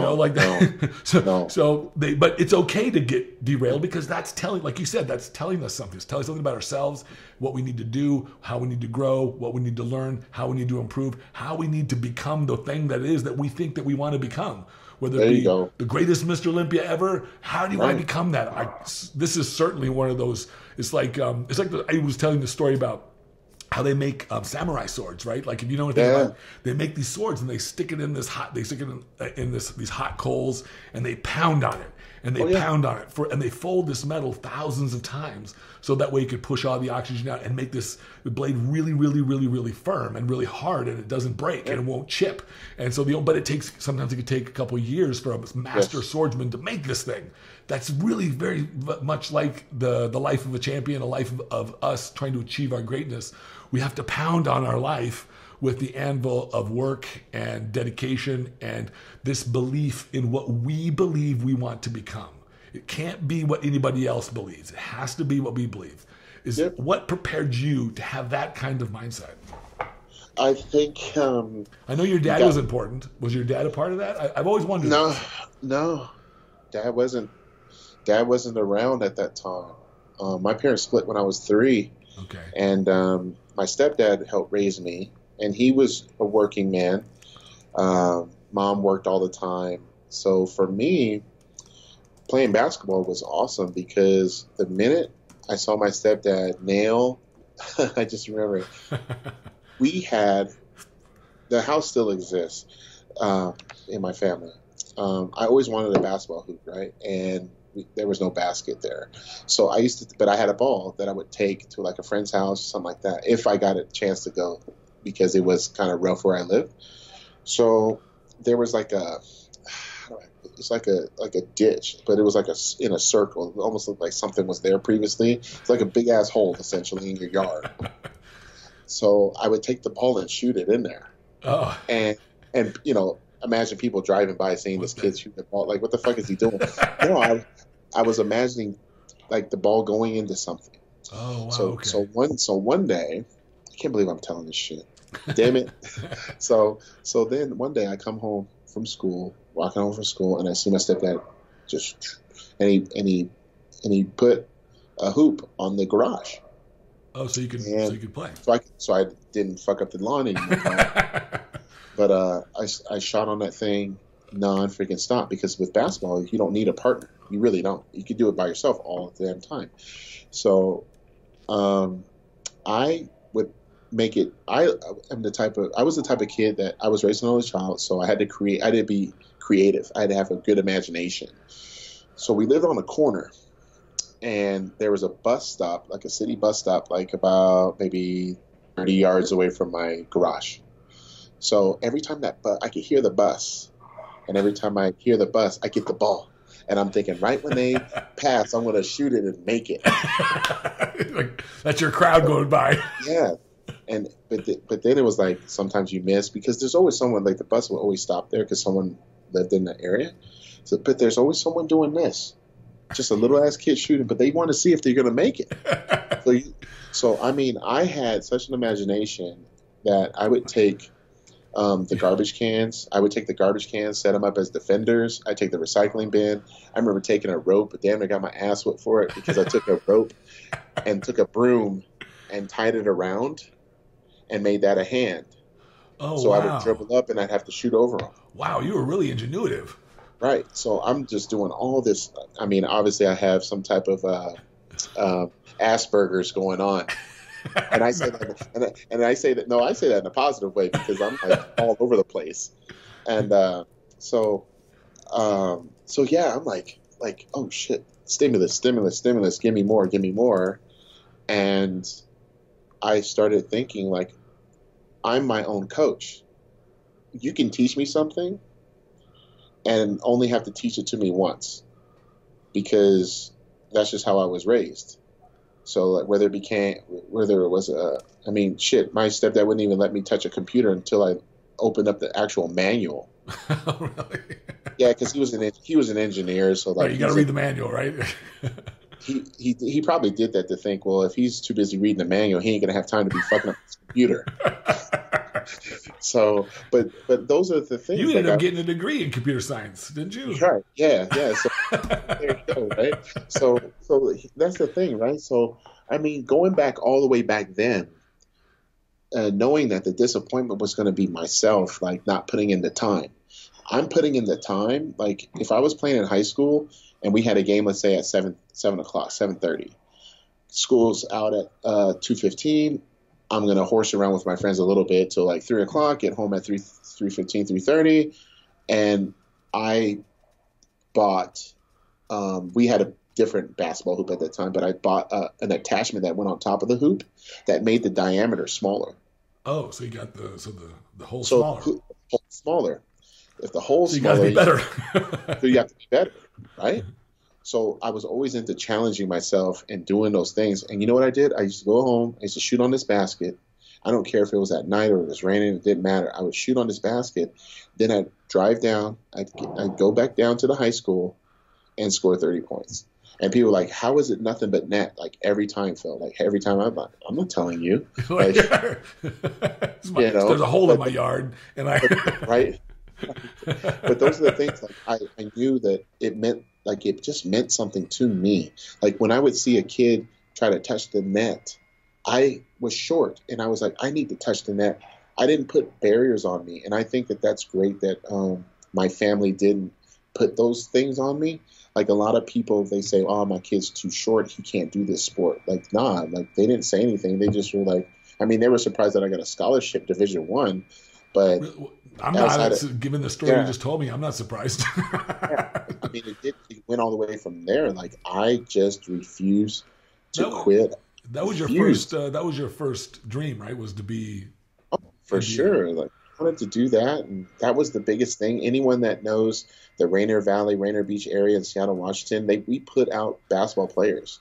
And if you didn't play hoops, if you still don't play basketball in that area, sorry, good luck getting a Friday night date. You know, like in high school. There's a lot of little, especially in the Midwest here. There's a lot of like football is important, and especially in these small towns. But I'm curious. So like when you made your transition from basketball to bodybuilding, like as you look back, you kind of see how it sort of helped you. I'm sure because I've seen how it helped you. I'm sure. But what would you say you learned the hard way when you were in bodybuilding? Like when that didn't prepare you for that you had to learn that was critical to your success. Was there something that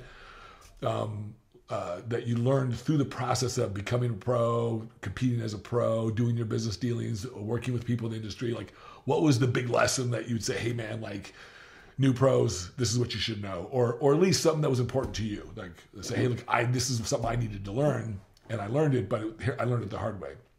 I think the biggest thing I had to learn was that you will lose. You're going to lose. You're not going to go undefeated.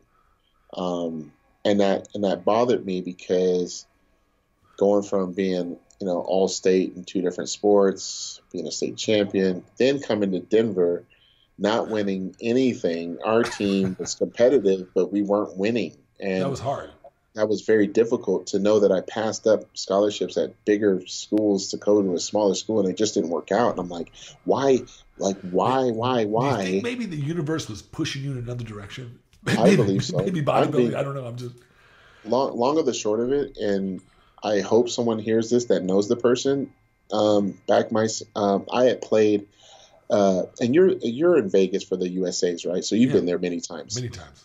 You've noticed that there's always a basketball tournament yes, time. Yeah. I stay at the Platinum. There's all these guys. I always talk to all the guys. So I played in that back in '97. You did? Yeah, I played in the Super 64. Oh, wow.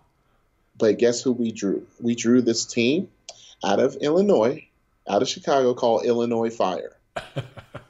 These guys won the championship the year before.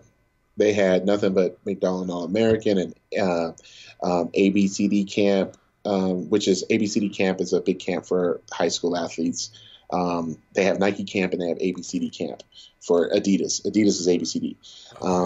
Anyway, you got the cream of the crop over here playing some small team called Emerald City Pioneers going to first round, and we lose by 2. We go from a small. We played at Greene. We played at Green Mountain or Green Valley High School. Green Valley or Cimarron, one of the high schools there. Cimarron. And they had an auxiliary gym and they had a main gym. The main gym had like a real big game with some high end players, right? So all the coaches are there. By halftime, they left. It came to mine. Really? I'm not playing, and I had high score. I think I had like 27.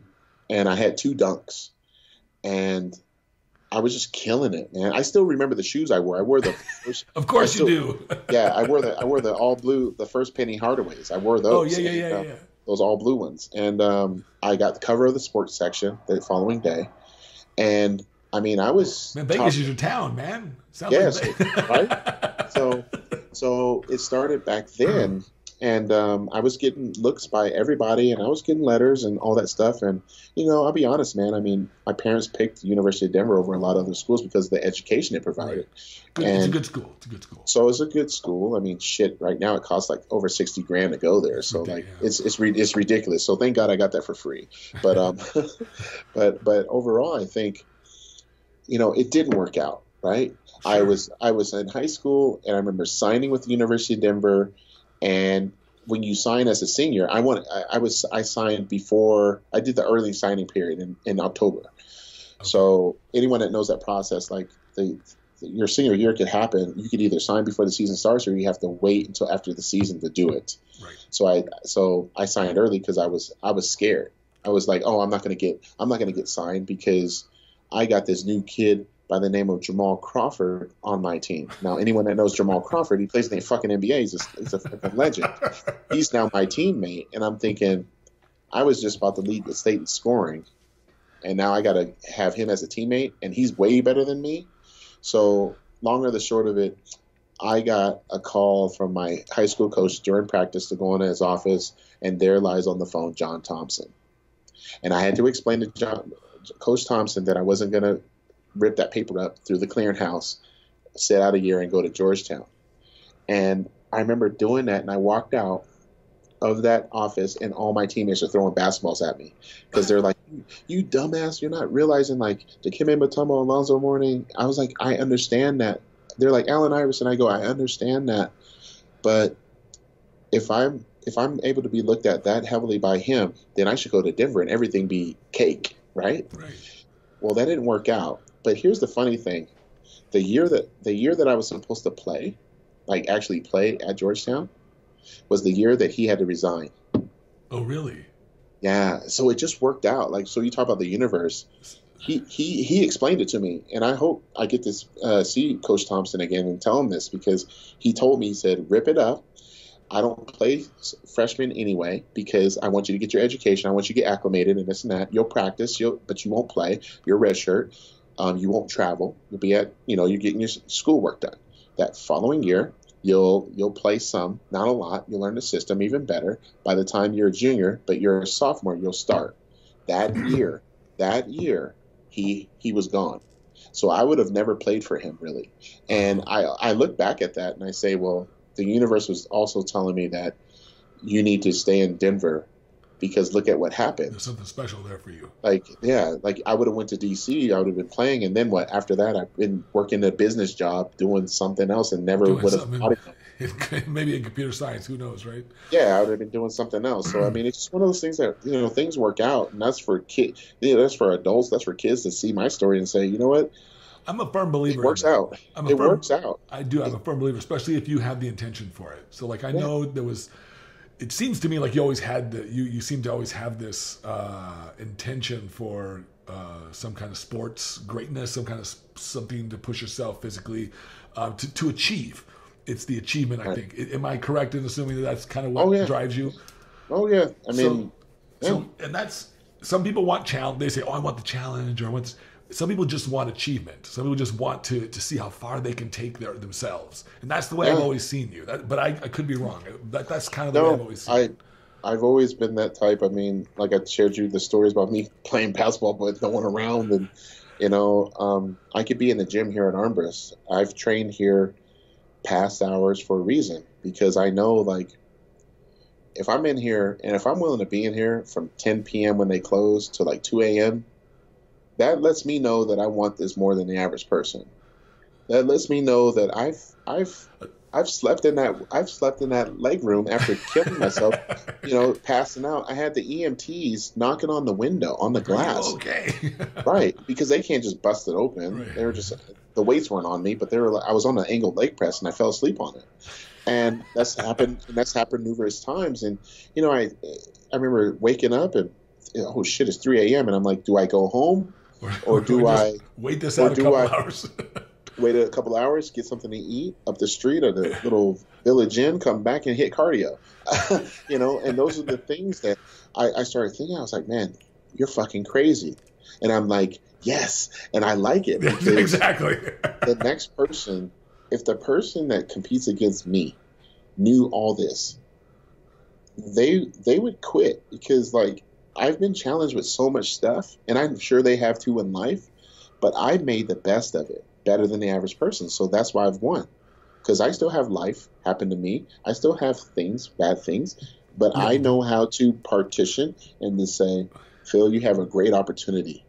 Do not waste this opportunity. And your best days come from dealing with the shittiest situations. Yeah. I think I was reading something. So you have to have that. I was reading something recently. Yeah, you posted something about this, or you said something that's on your website or something, and I totally agree, man. I think that we learn very little from the success of our lives, what we usually mark as success, because we did it right.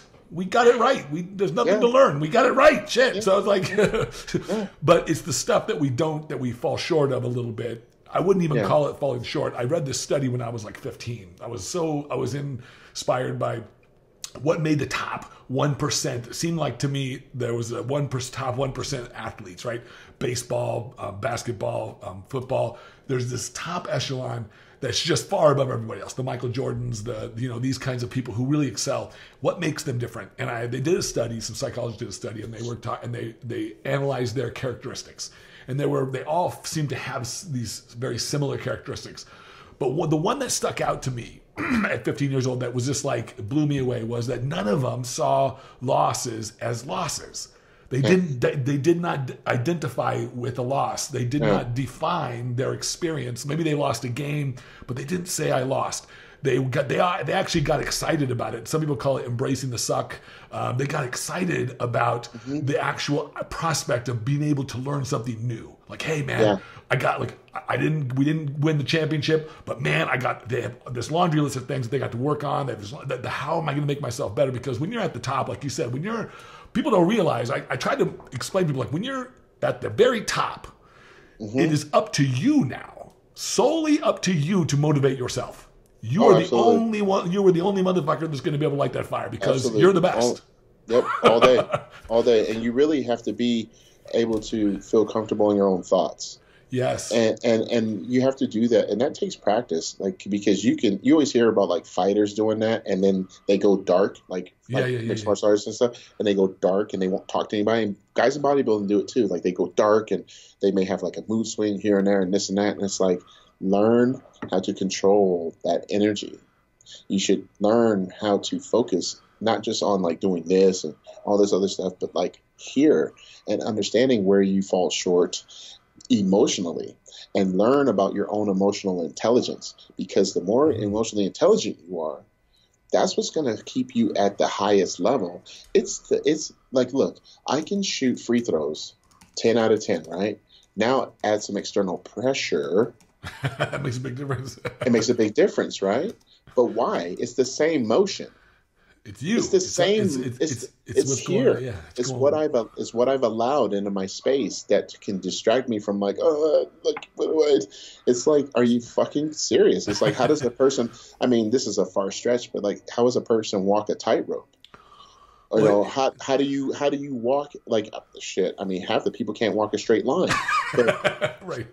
But mentally, I've worked a lot of that. I mean, what you're describing was like the sports gene, and the sports gene is like a person that doesn't really have it on or switch. They're always on. They're always on. Yeah. There's always on. And I'm always on. It's just whether I let you know I am or not, like by my speech or my action, I'm always on. If I'm at armrest right now and I'm like chomping at the bit to go touch, if I don't touch a weight while I am here, something's gonna. But I'm gonna break inside. I hate to lose, but I'll embrace it. Like, I think it was Gary Vaynerchuk that was talking about embrace the suck. Yeah. I think you kind of have to learn something, because you can ask Hani Ram about this. I never, nor does he, have ever really truly enjoyed an Olympia win. Never truly enjoyed it. And I describe it because you've been to Olympia. So after the show's over, what do? You're doing interviews, you're taking pictures, you're doing all this other stuff. You're trying to get some fluids in you. But then, oh shit, I got to do a little photo shoot and stuff. So I can't do that. Okay, all right. Now I got to go to the gala. I got to do all this other stuff. Now I got to go to the nightclub. I got to go do that. Now I go to bed at 8 a.m. because my heart's beating through my chest. Like, oh my God, I fucking won. It still feels exciting when you win, even after you've done it 7 times. Right. But the crazy part is that's so short-lived, because if the minute you allow the noise, which is this, to creep in, it will take away every fucking thing you worked hard for. So now you have to learn. See, Ronnie and Jay didn't have to learn about that. They didn't have to deal with that. Like Dexter, maybe, but I did. Did you? I don't know. Did you? I don't know if you. After the show, after this last Olympia was over, I went backstage. You took off real quick. I was going to say hi and get a picture. No, but I totally understood, man. Like you were done, checked out, so you left, I sent you a message because I knew. I just sent you a message because it was just an message of encouragement. To say, I just texted you and just said, hey man, just wanted to let you know that I supported you, that I thought you did awesome, and that and it really I sent it because for exactly the reason that you highlighted, and I think it's important that you highlight that absolutely, man, we allow all this stuff to steal our joy, and sometimes, and it's not our fault. It just happens, right? Just all this stuff, and I already knew that. I couldn't even imagine the kind of negative, sometimes a little negative backlash that you might be feeling just because of all that went on until you got your mind straight. Because it takes a little time. There's a lot of chaos going on at that time. So I just wanted to send you some love and let you know that. So I do that. I've done it to a couple other people too over the years because I really feel like For lack of a better way to describe it, I felt like you've been a really wonderful champion. I still feel like you are. I still feel like there's so many great, wonderful lessons that people can learn, and from the way in which, the style in which that you present yourself on stage, but also as a champion, and also more particularly is a mindset. To me, it's all about mindset. It's like how we approach this life, what perspective we take. I'm not saying that we all have to get it like you and I. Probably resonate on many levels the same, and on some levels not so much, and that's okay. Right. Like I'm okay with that. Like I know you're right. It's just the vibration is different, and what people, the reason why people love you when you're gone is because there's less emotion. Right. There's less. Yeah, that makes sense. And that's more have to do with them than the person. So like for me, I'll walk you through it. So I'm standing there. And I'm like, okay, something weird's going to happen. But, I was like, something weird's going to happen. Did you energetically, did you feel different on that day? Because when you walked on stage, I felt like you might have. Because I was told through Hani that I wasn't going to win. Oh, really? Oh, okay. So I was like, okay, well, that's not fair. But I'm like, Phil, so what, dude? Like, it is what it is. And I said, just make this about fighting. Fight. So I do that, and then I'm like, during that confirmation round, I was like, this is bullshit. I was like, because it was bullshit. I mean, you got 8 poses, and they only do 3, and the 3 that may not favor you. So I was like, okay, I've seen this game. I'm smart enough to understand that this is just to confirm their decision. So then when people go use it on the phone, they're like, no, this is how he lost. This is how he lost. By the way, I don't like it when people compare pictures when they show, like they do those side by sides, and it's like, dude, that wasn't those weren't the 2 side by sides that were standing on stage. No, you selected pictures that you liked or that you didn't like all day. And it's all like, day. That's propaganda. But more importantly, it's not the way bodybuilding's judged. I'm a judge. You don't judge it that way. You sit there and it's not judged that way. So it has to be in 3 dimensions, has to be in person. Pictures don't do justice, but I get it. So anyways, go on. So I'm like, okay, all right, something's weird. All right, cool. So then when they announced his name, I'm like, okay. When they did not even announce his name. When they said and new, and I was just like, okay. And it was interesting because I saw Ronnie be dethroned. I was on stage when Jay was, and I was on stage winning, right? Right. And I was on stage losing. So I saw the reaction from people, and I was trying to process it all. So I did take a look, and I'm looking and I'm thinking, Phil, this has nothing. Like, this is how I feel. And people will look at this interview and say what they want to say. It doesn't matter to me. I'm past it, but this is what I was thinking at the time. They didn't even root for the guy going in as much as they did some of the other guys, right? They people are going to lie and say, yeah, I did. No, you didn't. Like, this shit was all about Ramy and Rulli. Right. That's all you saw. No, that's all true. You saw. That's true. So when Sean won, it was like a win for them, even though they weren't like a diehard for him. Right. Yeah. I felt like that too. And people have to admit that, and that's how I viewed it. I was like, wait a minute, you guys weren't cheering this hard for the years that he's been on stage, and that's cool. But this has to show that, like, for me at that time, I say, you know what? This is his time. Yep. You're gonna take a look, and you're gonna hear, and you're gonna absorb as much of the cheers, because the people are like, oh yeah, they cheered, they erupted because I was humanized at that time, partially, and that he won. So go over to the man, shake his hand, tell him something, nice about himself. Be a professional. And I told him, I said, congratulations, man, you look great, and I'm glad. And I've always said this shit, and even Sean can attest to this. I've always said pretty much in order. You look great, congratulations, and you made money to help feed your family, and that's awesome, because we do this for our families too. So you celebrate, you have a good time, and then the problem I had was after that is I didn't know how to, like, what do I do? Like, what do you do after you lose? Like, I've never lost. I've never lost. Like, I've lost before, but not as champion, right? So you don't know what to do. And to be honest, Tad, you've been to Olympia. The problem I had was that the organizers did it wrong. Like, they had the girl with the second place medal, and she was being fidgety, and she started creeping over toward me, and I said, "Oh, I already know." Oh. And if you watch the tape, she did the shit. Did it? Did Bob have you say a few words? No, I didn't think so. Because I'm like, why didn't they have you say anything? I mean, you were 7-time champion. They didn't give a shit. So, like, it's not Bob's fault. You know, it's not Bob's fault, but I just thought it's not Bob's fault. Like, they didn't do anything. So I had a blank stare. I mean, I got the blank stare from everybody. Shook hands. I didn't know what to do, so I grabbed my stuff, and now I'm getting. So then, right before I walk out, pissed off, I got on one knee and I prayed. Right. I said, because you know what, man? At the end of the day, I'm going to do that regardless I win or lose. So It's all good. I'm just and I was actually thankful that I was able to get to that point, looking the way I did, even what I went through, through the surgery in 2017 and recovery to get ready for 18. That was my own moral victory. And I thought, you know what? No matter what happens, I'm still, thankful for what I have. And I'm not going to allow someone, who had beaten me to beat my spirit. This has nothing to do with that. This has all to do with a learning lesson that I can have if I am willing to take that on.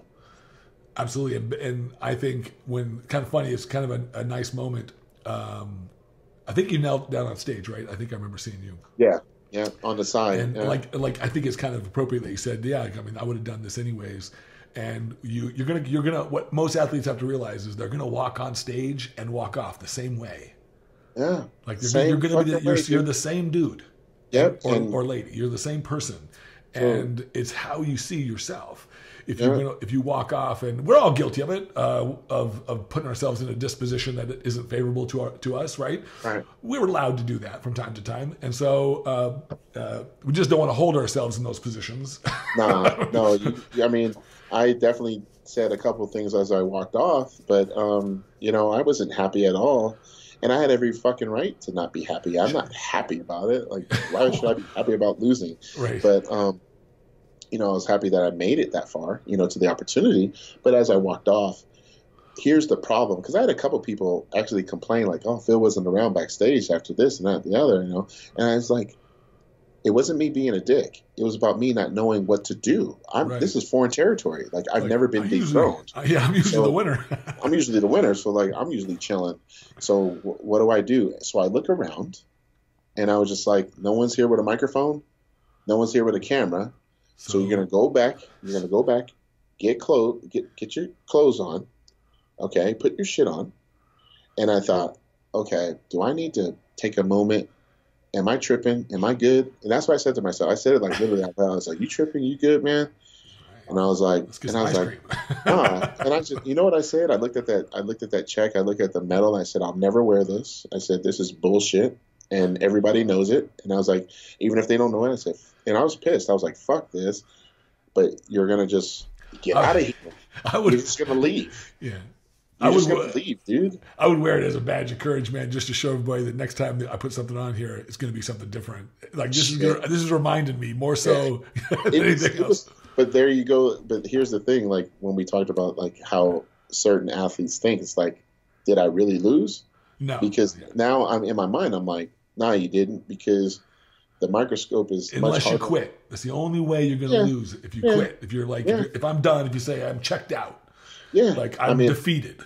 I looked at it like, well, they made a decision, this and that, the other. They have to live with it more than me because they're trying to make a business out of this thing, not me. So I thought, well, the last thing I need to do is be a dumbass and start running my mouth, because then they're really going to be hoping for that. So I just grabbed my stuff and I talked to Bonek and Ramy. I told them that, this might be the last time. I said, I'm just not too sure how I want to proceed with this because of, just how the marketing went down. And look, like, people are going to say, oh, the marketing. It's like, nah, man, it's like when you start changing the goalpost, like when you start like doing like the fan choice award shit and making that like a thing. That was different this last year. I liked it, but it was different. I'm like, you're telling me that you're going to do that for 2019 and 2020? Fuck no, you're not. You did that because of entertainment value, because you felt like, sure. It's the same with Ronnie. Like, he was dominant. We need to add, something to keep people in the seats. Well, that only works if I come back next year or this year or ever. So that may not work. And then you're going to say, well, you didn't do it for the other categories. You just did it for this one. So I'm like, well, that's the category you're in. Right. But I'm saying, you can't really speak for the other categories. No, not right. But I'm saying like you have the similar format as far as prejudging the night show and stuff. You even have confirmation rounds in all the divisions. But this one division has this one extra little thing. And I thought, well, I'm okay with it as long as it continues. If they did it at one time and kind of like that challenge round bullshit that they did back in 2004. That was a joke. So, and we all knew it after the first time around. So I didn't know about that yet. So for me, I just looked at it like, well, Phil, there's a lot of moving parts in this thing. Let's not do conspiracy bullshit. Let's just get your stuff and leave. So I left, and it was very somber. And you know what's funny? I was on my way to the gym the morning after to go train, and then I checked my phone, and then it's a message from Robin and those guys saying like, "Hey, we would like for you to appear at the seminar the next day." So I was like, "All right, I could be a total asshole and just ignore this email and make an excuse and say, well, I didn't know about it,' or I can say, you know what, Phil." Do this one thing for yourself. Like, this is one of those things that, it's for the fans and stuff, but do this for yourself. So that's when people saw me just chilling out just like this. And before the seminar started, I had like 50 people standing there, including Ron Harris from MD, filming it. And it was just one of those times I thought, you know what? These fans are probably going to want to see, they need to see someone that they've rooted for, maybe rooted against, and now he's in a different space as far as second. They need to see what that looks like. So don't hide that from them. Don't do that, because there's a lesson for them.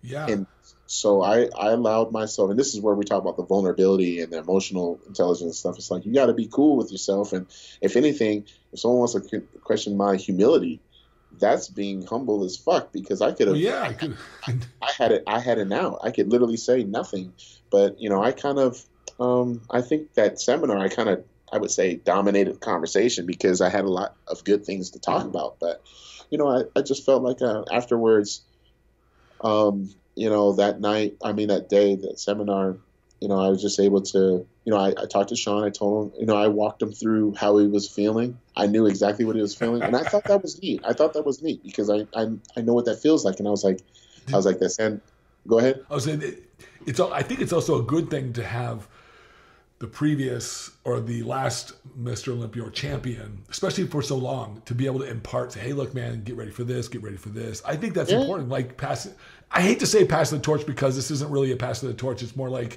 this is just, not yet. I don't feel it is yet. History will show, and I think you'll show everybody what you want to do.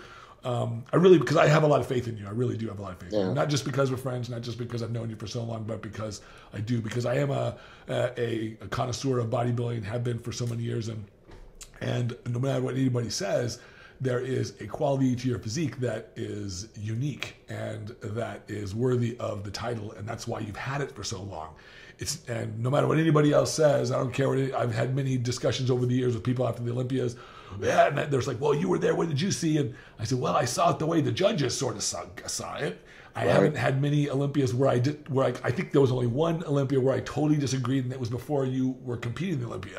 I was like, and it's not because I'm not trying to be politically correct. I speak my mind. I speak from my own consciousness, and there is a quality that I really appreciate, and it's that bulbous, round, three-dimensional look that you have. And and of course you have, and I've told this to other people, look, you want to be at the top of bodybuilding, here's what you take. It takes this for any of these divisions. You have to have a wow factor. If you don't have something in your physique that gives you a wow factor, you can have all the greatest proportions. Cedric McMillan is a prime example. He has no wow factor. He's got perfect fucking dimensions, but no wow factor. Nothing nothing when he gets on stage that says, boom, look at me. Roldy's got a wow factor. That's why he's got a horrible physique. I was like, but his waist is, I hate to say that, but his waist is thick. He has very large body parts. He's very massive. Probably, he's got arms that rival yours. They're massive. Oh, fucking incredible. I agree. I think multi-Olympia champions had that. Mr. Olympias usually have that to begin with. You'll usually name every 14 Mr. Olympia champion and be able to say there's a body part or two that you're like, fuck. Like, this is why I got into bodybuilding. and everybody can, and even the competitors can say why. I see why he won. You know, I can see why he won. I mean, you telling me that you can't look at, I remember seeing people talk about Ronnie like that. Like, you can't complain when a guy's back double by and back flat spread and his glutes and hamstrings are just ridiculous, and he turns to the side and you're like, what the fuck is this? And you're not saying that to everybody else. So that's where I think for Sean is that leaves an area for opening, like to get knocked off, because you have to develop that, and really you already have that. Like for me, I had that as an amateur, the big arms and that, and then you have to build, and it's like you have to build different things along the way. I had to build a back, I had to build a chest, I had to build the round shoulders. That's what got me to the Olympia, is the shoulders and and that and the other. So I'm curious, what do you feel like your legacy, what do you want your legacy to be? Like, even though you're not done yet, what do you feel like, years ago, you and I talked about the Olympia number that you wanted, and you had that fixed in your mind. I think that's wonderful to have something fixed. Like, I think every champion's got to be clear about what the hell they want. Otherwise, you're not going to get there, right? Like, you got to be clear. And it's got to be outrageous. There's no point. My mother would tell me, Tad, there's no point in dreaming if you don't dream big. So I totally agree. Gotta go for the gold or nothing, right? Like, so but for you, what is that? Like, what is the legacy that you hope to like leave behind when you're said, hey, I'm done with this. I'm done, and now move on to the next bigger, best thing. That I moved them. Oh, okay. Whether it been positive or negative, that I really moved them to be engaged into my life, to say, you know what, like the best is like when you get like the transformation of the person who had either PTSD or over obesity or whatever, and they saw a video and they write me and they say, you helped me get through this. And I go, no, God and your faith, whatever, but you got yourself through it. And then they're like, wow, like you actually communicate. That's the part where I want people to know, like, I want them to know that I made them feel something. And all in all, I was trying to get them to be a better version of themselves. And I was proving it by example. Like, if I can withstand all these darts being thrown at me nonstop and still go through, I mean, I've gone through divorce. I've gone through parents passing away. I had a dad that passed. When you think about it, you've been through a lot in your Olympia career. I've been through a lot of, just by being champion, right? Have businesses fail, like have friends turn their back on you, have friends talk shit about you, had the internet go against you. and you still wake up wanting to be the fucking dream killer and kick everyone's ass. That's what I want for people. I want them to understand that if it can happen to me, it will happen to you.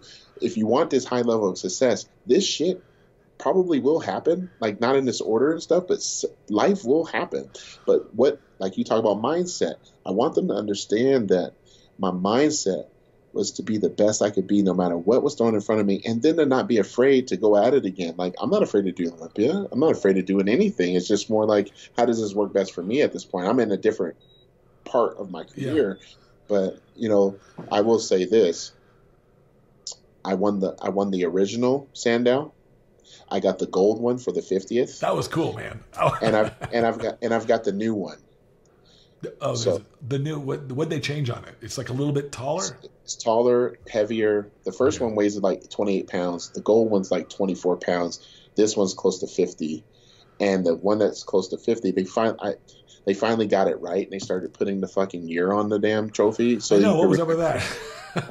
I'm like, come on, guys, you guys waited this long, because I get them mixed up all the time, right? They could also put the name on it, because it wouldn't be did. that. No, but they did. Oh, okay. They put the name on. So the new one has. I didn't take a look at Sean's, because that's just me being me. I didn't want to look at his. I didn't want to touch it. Right. Bad mojo. Right. So they have my names with. It's like mine, Jay, Dex, and Coleman on one side. You got Franco, Arnold, and Zane on another side. You got Dickerson, Banu, all these other guys on another side, right? Oh, that's cool. So it's pretty cool. But I want people to realize, like, when you talk about champions, I'm the only one that has all three. Oh, hey, I never thought about that. Yes, that's true. No, and they probably will never will have it. Like, most people haven't even seen these things up close. Like Yeah. So I mean, they don't really know, yeah. So those are things, but overall, I mean, I'm just a dude that like, it is. just I do want to make a note that you have been through. Come to think of it, now that you mention all that stuff, I haven't known anybody else who's gone through that many personal life challenges while at the same time maintaining an Olympia status. So like between familial death in your family and all that cancer, you name it, divorce, all this stuff that really can derail a person's career right away, easily. Like, just one of those motherfuckers by themselves. Yeah, easily. And I'm not trying to like tout your horn or anything, but I think it's important. It's a testament to to what we talked about earlier about mindset, because I always harp on it. Mindset's everything. It's a testament to being able to stay focused. Yeah. How do you do that? I just think that it's not about doing it to get a pat on the back. It's doing it because that's your job. I signed up for this. So when I said I wanted to win 10 Mission Olympias, and people laughed at me, and they really did call me arrogant and a cocky motherfucker and this and that and the other. Well, I got 7, dude. I got 7. If I would have said I only want 3, maybe I only got 1. So at least I shot for the moon. So I just reduce the noise. Like, even if I respond to people in a debate, like, I'm not ass chapped. I'm over here probably on the toilet taking a shit while I'm over here going back and forth with somebody. But I'm always thinking about how I can improve my process while I'm actually doing it. There's been years on the stage where I know I'm winning this Olympia, and I'm already thinking about the photo shoot I got to do on Sunday. What am I going to say? Like, all this other stuff. And it's not saying like, oh, well, Phil already knew because the judges told him. No. It had nothing to do with that. It had all to do with, oh man, for next year, I'd like to increase, like, what year was it? Oh, it was 2015, 2016. I said, yeah, I'd like to get a little fuller and overall, because I felt like 2015, I was very flat. So I was like, I need to get a lot fuller. So that means I'm going to have to eat a little bit more, but I need my hamstrings and quads to get better because of Ramy. Because Ramy, in my eyes, was a guy, because I saw him back in 2010 when he was an amateur. And he looked fucking pro then. So I was like, it's not about beating him in the quad department. It's about having better quality with a little bit of extra size. Because if I had a 1/4 inch of more muscle on any one of my body parts, the way my muscles pop, it's gonna kick some ass. So I was always like trying to refine this process. And even now, like, when I train, when I'm going to train, is when I feel this out for the next, 10, 12 weeks, I'm going to work on a lot of things, seeing what I can and cannot do. But I'm at that point now where my body's pretty complete, especially now that the surgery is over. I just have to, really, I still think I can produce what I did back in, I would say 2013, when I went out there and did one call out and walked that back in line. I really think I can dominate that physique. But it's just going to take an effort that, like, I have to, how do I put it? I have to go through the depths of fucking torture and hell to get it. And that's where, I have to tell myself this is like John Wick, man. Like, you pissed him off and now he's got to go to the basement and fucking pull out the sledgehammer and shit and break open that case. I literally am to that point where it's like, give me a reason why. Like, I'm literally saying this right now for everybody. Give me a reason why I should break open that case again and come whoop everybody's got a couple gold coins for your ass. Yeah, give me a reason why I should have to go do this, and don't just say it's because of the Olympia. Say it for something else, because now it's like, what's going to motivate me? I'm already tired of Schwarzenegger. I'm pretty cool with that right now. I'm actually kind of cool with that. It's so do you feel? I don't feel this way, but do you feel that this loss sort of marred the tail end of your career so far, or do you think it's just highlighting something else? It's highlighting something else. It's just more like as their brand. I personally would like to see. I guess, let me put it like this. I'm not here to be politically correct. I'm not here to disrespect anybody or anything like that. But I feel like athletes need to be able to sit at the table. Absolutely. When it comes to how things are ran, and this is the only type of federation or industry where there is no real engagement with the top guys to ask questions like, how can we improve this? How can we, if the Olympia is not, like you have UFC with Conor McGregor, you have LeBron James with the NBA, you have real faces of this sport that carry a torch, that get people involved, but that's because they have real transparent conversations. I challenge them to have these transparent conversations with people that have some goddamn sense, namely me, that can say, you know what, how can we improve? How do you feel where we can improve? Because this is where we're at. Like, we're like, okay, we went from 10,000 people in the audience to maybe half, and you saw the expo, this and that. Athletes don't run that. Like, we don't do anything for that. That's a whole nother topic. But as far as like the tickets go, what do you think, Phil? Like, that's never asked. Like, what would you say? What would you say? Like, what kinds of things do you think would be good suggestions? I think number one, I mean, the qualification process has to be revamped. I think fewer competitors. I think so, because then you can pay the ones that actually. Yeah, I shouldn't say that deserve to be there, but honestly, they should do cuts on a lot of things. Like, if we were playing PGA golf, I'm flying myself to the events. Like, I'm sorry, but like, if I had a pro show, I don't know if I would fly everybody. I would do it like how they used to do those European shows, which they probably still do. It's like, fly like the top 3 and that's it. Everybody else, I'll work with you and get you maybe some gym appearances or some store appearances where you can make some money on the side so you can feed your family. I'm down with that. But I think the entitlement of just saying like I qualify for the Olympia, now I get a free hotel, a free plane ticket, I get a per diem and all this other stuff. You're like, dude, like, this person, I mean, I'm sorry, man. Like, but I think I guess it's a whole roundabout thing. Like, I think top 3 should get automatically qualified for the Olympia the following year. I think so, because the top 3 are the only ones that get medals. Right. So people recognize that. They don't remember 4th, 5th, 6th, 7th. They don't remember, unless if you're a diehard fan. I think the top 3 should get put back in. That would enable more promoters of like the Arnold Classic and other things to actually have higher top guys. And for the new guys, I think it should be structured almost like prize fighting. They should say like, hey, you're a new pro, you have to compete twice within the next 18 months. Yeah, that's probably fair. You should have to compete to keep your pro status. You should have to compete within a certain period of time.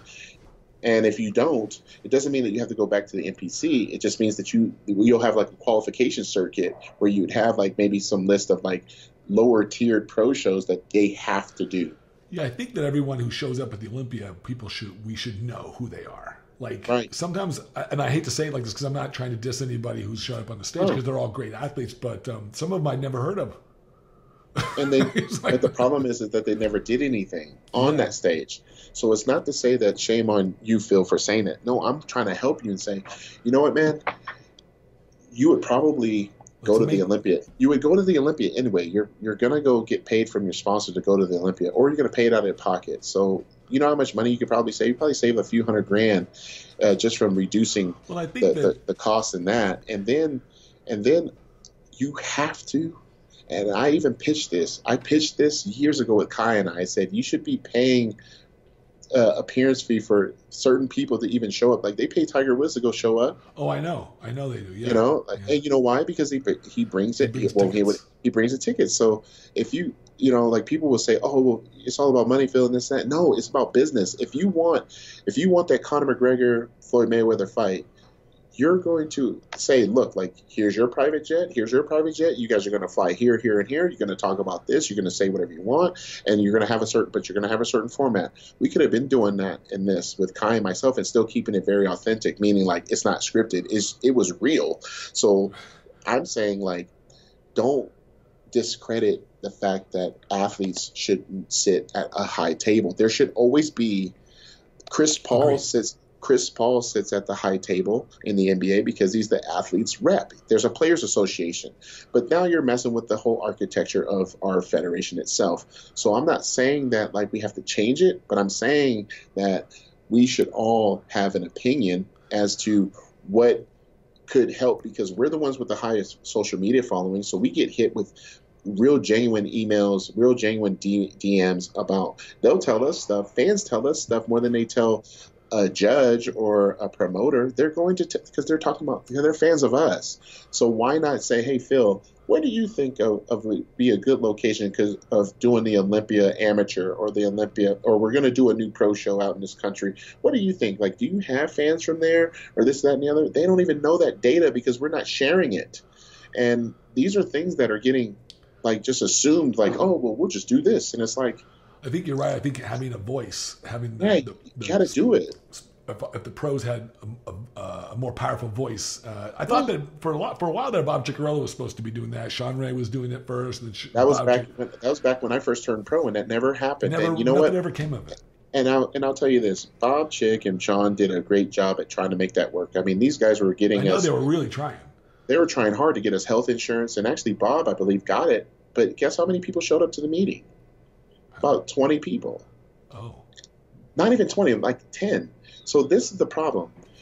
I can push for the athlete all damn day, but if the athlete doesn't engage as well and try to be a part of it, and they're instead of, case in point, I could say, hey, we're going to have an athletes meeting at the Arnold Classic. If you're not competing, show up at this time.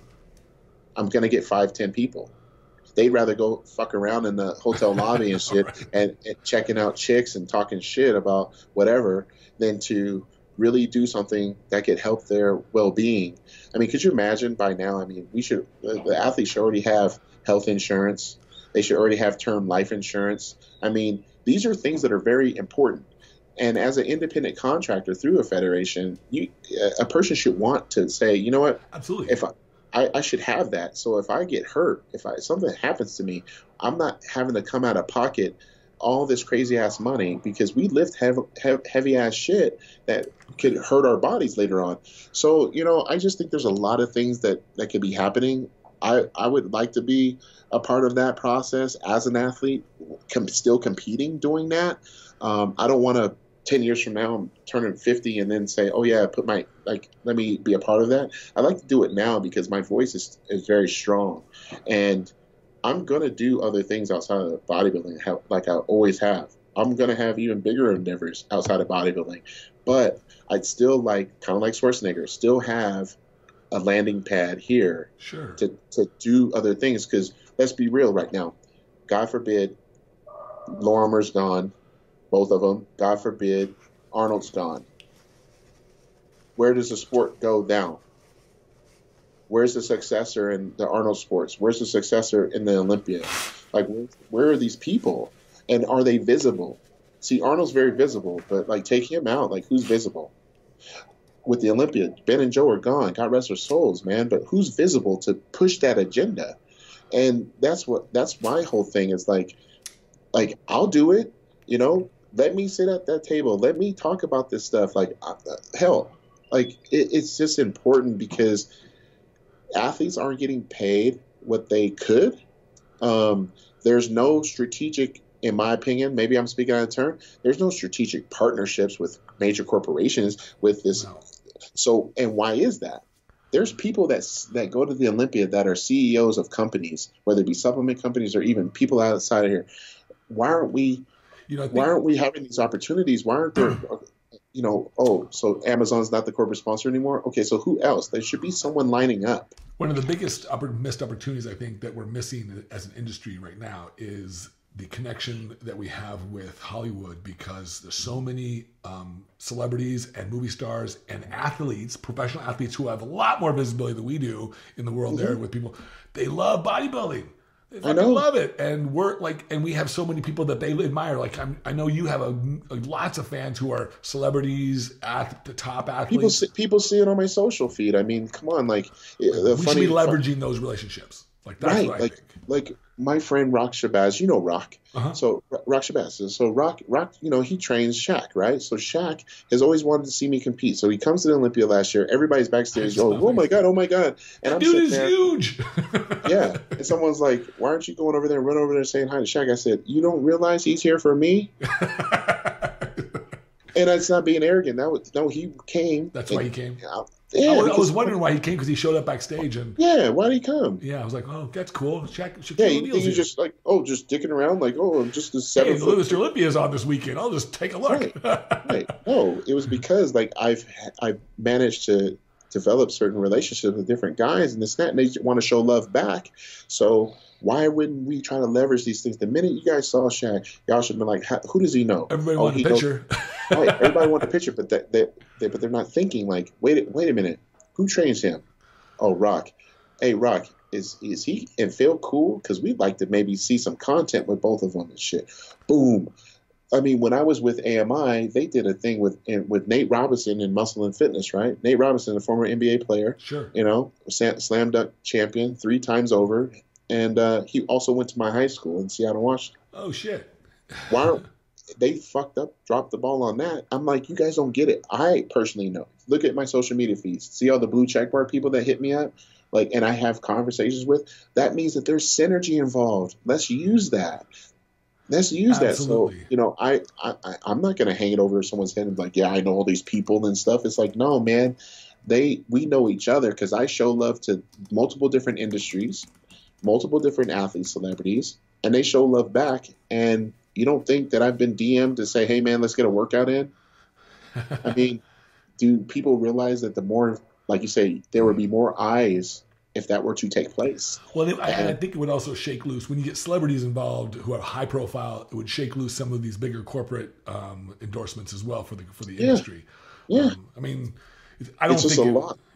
It's just a lot, And then I would say this: the athletes have to do a better job at making themselves available and being professional, and they have to really learn to be their own PR, learn how to speak better. Buy a suit. Because if you were invited to some corporate event, like you can't come there in sweats. So you have to be able to dispel a lot of the negativity and do that. So it takes a lot, but these are things that, I mean, honestly, we should be doing workshops and telling new pros on how things should be done. I mean, I could fucking lead that shit from starting your own business entity. I mean, you know how many guys haven't incorporated themselves and they've been pro? The list goes on and on. So these are things that I believe, like a person like myself, I have the titles and I also have the degree. So that makes it a lot of difference. I think you can't. So it's but I'm putting myself out there to the industry and saying, like, how can I service you more than just me doing this? I can do this very well. I can flex very well. But what else can I do to help? And in return, like, you know what I want? All I want is a sport to grow. All I want is there to be more bodybuilders. All I want is for people to be like, you know what? I met Phil. He cares a shit about us. I want the athletes to be like, Phil helped me get a gig. I've helped many guys get gigs, and gigs that I wouldn't want to do, or answering. I mean, no different than what Jay and Ronnie did, for a lot of us. But it's about opening doors as the athlete. But sometimes you need a little help from the, people that are running the shit to say, hey, look, let's partner up and like, hey, Phil, like, I like what you got going on. I mean, it's just incredible. Like, I mean, and I got to wrap it up here in a second, but, I've been to Joe Biden's house, man. Like, that's awesome. And I didn't post it on Instagram because Secret Service, like, no, you can't. But I'm like, okay, fine. But my point is that I've had a lot of affiliations with a lot of different charities and this and that and the other. Why aren't we doing you got the biggest guys on the planet, the most muscular, cartoonish looking physiques on the planet. Could you imagine us go to a children's hospital? Oh, it'd be awesome. Like I said, they're just missed opportunities. That's just stupid. So you know what it's going to take? It's going to take me to fucking do it. And me, not just me going to do it. I've been doing it, but actually just posting it online. And the biggest thing, even now, I have my 7th annual charity event at the Arnold Classic. Oh, cool. 7th. What charity is it? Autism awareness. Oh, that's awesome. I didn't know. I think I saw something just this last year. I had no idea you were involved in that. That's really cool. And I don't do it for anything other than just trying to spread awareness, spread love, and get these kids more resources. So, I posted online and this and that, and I'm probably going to have to do another post here soon and remind the guys. and you know who these guys are. It's like, hey, instead of going to the host hotel, hanging out, pounding 16-ounce beers, checking out chicks and talking shit, you can do the same thing, spend a little money over to a great cause, and get the same thing. You can get the drinks, and you can have the food, and get to meet some cool athletes inside. What do they do? What are you doing at the they're on this year for it? What's going to go on? So it's over at let me get you the info. It's over at I want to say it's over at I want to call it Big Bang, but I don't want to get it wrong because you can never be wrong on Instagram. You can never be wrong. So it's at is that? Oh yes, Big Bang. Yeah, it's at Big Bang Piano Bar. So it's the dueling pianos, and they do all the cover band stuff and everything like that. And it's really neat. And we're doing VIP tables, $75 admissions, which actually all the proceeds go to the Make It Fit Foundation for Autism Awareness. They actually take those resources and purchase iPads with software on them so they can increase the vocabulary for these kids. Because a lot of the kids that have autism don't have the same amount of words that they know and they speak. So this software is iPads are expensive, but the software is even worse. It's funny because autism is it seems like it just blew up in the last 10 years. And I think it's because of the research that's going on as far as someone can say, oh, this person's just quiet, he's shy or she's shy. It's like, no, they actually have something going on. Now, yeah, we can go in a whole nother discussion as far as vaccinations and food and this and that, how that could be contributing to it. But I love the work that they've done. The minute I won the Olympia, I wanted to make sure that I was giving back immediately. Good for you. And my friends over at the Make It Fit Foundation, we've been able to now do our 7th annual event. So I encourage everybody to go. My Instagram has the information. It's on that Friday night. I know a lot of people are going to the prejudging for the finals of the women's categories and I believe physique. But if they're not, or if they did and their friend lost or whatever, and they want to go, but I'll go. I have to do some stuff for the NPC, but I'll go over and do. Yeah, I'll come over to it. Yeah, no, we really love it, and like I said, the money literally goes somewhere. I wouldn't put my name on it, especially after the seventh year now. But we've had celebrities like Chef Robert Irvine, we've had Chris Birdman Anderson, we've had Ezekiel Elliott multiple times, we've had Rosie Nix, we've had a lot of NFL baseball players, we've had a lot of other people other than just people that look like me. So as we sort of round up this interview, what I had to ask, what is the next big sort of adventure in your life? And it could be while you're doing bodybuilding. I'm just curious as because I always for me, sometimes the most exciting stuff in my life is the stuff that nobody knows about. It's just interesting shit. Is there anything going on that there's two things, and they both have to do with films. Oh. I was gonna ask you a question on films about. There's three. Okay, so they all have to do with film. So one is a potential role in more of a where it takes place back in where the Native Americans, the Buffalo Soldiers, all that stuff transpired. Sure. So I would be in that. That's actually something that my friend Isaiah Washington is gone doing. So if anyone doesn't know who Isaiah Washington is, look him up. He was Dr. Burke in Grey's Anatomy for all those years. Very popular guy. He's played in a zillion movies. But just through Instagram we met, and we've been talking about trying to do something together for quite some time. I have been talking with Generation Iron Network. We've had conversations, potentially doing something with me and another person. We'll see if that can work. People can read between the lines with that. And then there's another thing just about me, and that's been pitched through numerous places, HBO, Showtime, Hulu. Oh, wow. But I think where it's going to happen is Netflix, and it's going to be, but everybody's like Netflix. But no, we're working on something better than Netflix. It's a Netflix original. Oh, so perfect. I think Netflix is doing some awesome stuff these days. Yeah. Man. So I think the Netflix platform is pretty impressive. I love the story actually, how a computer engineer got into that and whatnot. And, but I was fortunate enough, I work with a gentleman by the name of Adam Scorgi, and he's been quoted now as the Arnold Schwarzenegger of documentaries. So, wow. yeah, so he's been doing a lot of cool stuff, and he presented me something that I will say will trump anything you've seen in bodybuilding. Did you see the Ronnie Coleman, the King? Yes, I did watch it. I paid for it. Okay, yeah, I loved it. I thought it was really well done. I thought it was. I think it was well done. I just think that people have to. I think it only hit. I personally think it hits a certain audience. Yes. I think it hits a certain audience where the other audience can say, well, he's just hurt, he's injured, he's this, like, what the hell, like, why would he do this? Because this is the feedback that I've received.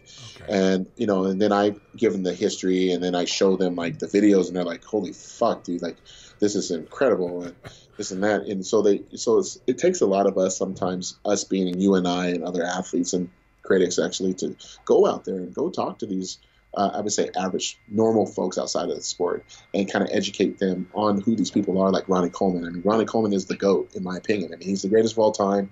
I've had numerous oh shit moments when I've seen him compete. I mean, I fucking cried on it in 07 when he retired. Or is it 07. When he, 07. I cried in the stands. I was tearing up, fucking bawling, because I knew that I would never see that again. Yeah. And, I remember buying 5 pictures from him in Colorado. I waited in line between the pre-show and night show for 4.5 hours. And, just stuff like that, but overall, man, like, those are the things that I'm really working on. Obviously the charity event's still going. Got some other things, from food and beverage. I've got I got a meat company stuff that I'm working with. I'm doing, I'm doing a lot of different things, and all the while still going out, still having a smile on my face, still loving on wifey and the dogs and all that cool stuff. By the way, I do like that you're showing that you are free with the expression of love to your wife on social media more than you have been in the past. I like that. I'm that kind of person myself too. Yeah. I appreciate that, because, like you said before, it shows that level of emotional intelligence that you're talking about. You're comfortable in your own skin, comfortable with who you are and who you love in this world. Yeah. And I think that's a great thing. I just wanted to tell you that. No, I appreciate it. No, Cherie's has been awesome. And, I think her and I both have been married and divorced. So we kind of get like what that was and what that should be. And for her and I to get it right, we're very lucky to find each other. And, she has my back and I have hers, and we spend every day together, but yet it's so funny because we enjoy it. It's weird. Like, I tell her all the time, like, you still here? And she'd be like, yeah. And it's just like the first woman that I can actually engage with on any level. And she knows, like, when I'm like, after the Olympia, I mean, it was like losing a family member. And, but she wore it. And I would tell my friends, I'm like, you need to talk to Cherie, because she wears this harder than I do sometimes, because she is so invested into this, from the business, from just physically being there at the gym training with me. She's in it. It's like she's getting ready for it. She's not just some girl, she just cooks for you. It's like, no, dude, she's handling the emails. She's on the social media. She's talking business with other people, getting me other gigs that have nothing to do with our industry, all these other things. And, I've been very, very fortunate to have that life partner, that twin flame, as they say. And I like that word, by the way. I love it, man. I think, but all in all, it took for. Was that? I was just saying, it took for her and I to go through some personal stuff outside of the relationship to get here to this day, and we're very thankful for that. And we have no ill will to our former spouses. It's just it is what it is. It was just it is what it is, and we're gonna live this, and we're having a great time with it. So yeah, I'm very protective, but yet proud of it, and I care to share it with people from time to time. I appreciate it. I think it humanizes you. It makes you more real to people. It also shows that, because we all have the same kinds of emotional feelings, whether we acknowledge them or not, we have them, and we all have to deal with them, especially in a person in the limelight like yourself. Yeah, I appreciate it, man. But hey, man, like, I'm taking 2 hours of your time. I totally appreciate the interview. I really think that you're doing a great thing. I'm looking forward to whether it be this year or next year or whenever you decide to come back. Hey, man, I think you'll know the right timing. And I kind of suspect that it'll be this year, but it's just my personal. I think that if you can pull it out, you will. If you don't think, like, I think it's smart. Like you said, it's smart to, like, be able to have the latitude to pull the brakes, to pump the brakes if you need to give yourself the extra time. But whatever the case is, man, I'll be rooting for you. I think Sean is a great champion. I think you are a wonderful champion as well, of course. But I think I would really love to see. I think the good story is you coming back and winning again. Yeah, I think so. And I still think so. that number in your head that we talked about a couple years ago, I think it's a valid number. So that's No, I appreciate it. No, and I just want to say thanks for everything, but also the people that are watching. Obviously, this is time out of their day to hear us talk, and hopefully you guys learn something about both of us. And collectively, we're just two guys just trying to make it happen, and we are making it happen. We want you to do the same, and just give a damn about your success. I'll always say that. Give a damn about it. Like, don't just live this life. I'm turning 40 at the end of this year. Isn't that surreal? And I'm like, I have to go even harder than I ever have before in all areas. I have to be a student of myself and be critical of myself, but not discourage myself. So with that said, I just want everybody to train hard, train smart, have fun, say your prayers, do all that cool stuff. But when you get an opportunity to help somebody, just freaking do it. Don't hide that shit. Just do it, man. It makes you feel so much better. I mean, I tell you what, I hope that I get to meet someone from this interview that, saw some inspiration from it.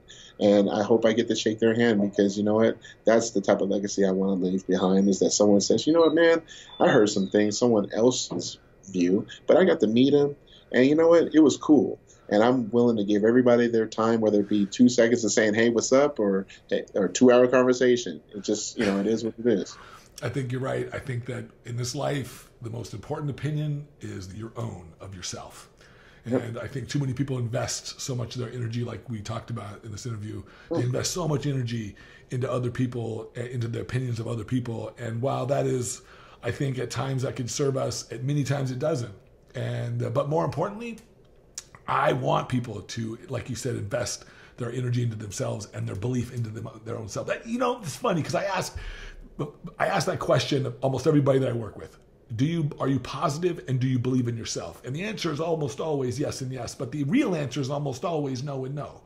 It's because they believe in themselves as much as their life doesn't present them any challenges, and they're as positive as they can be until they confront negativity.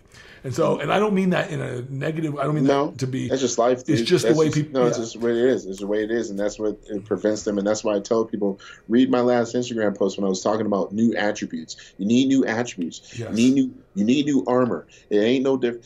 Hey, man, it sounds corny as hell, but you only start Legend of Zelda with a wooden stick. That's right. That's right. I love that game. Yeah, right. You start with a wooden stick, and as you learn, you start getting all this other cool shit. So, but you have to learn, and those are things like you have to level up, right? Right, and the only way you level up is getting your ass kicked every now and again. That's and right. Then I'll even challenge everybody with this, and we'll go, is that even while you're winning, still be critical of that. Of how you could have done it better, because it's one thing to play the video game and beat the game. It's another thing to play the arcade game and get the highest score for everyone to see. So that's a little different. It takes analogy.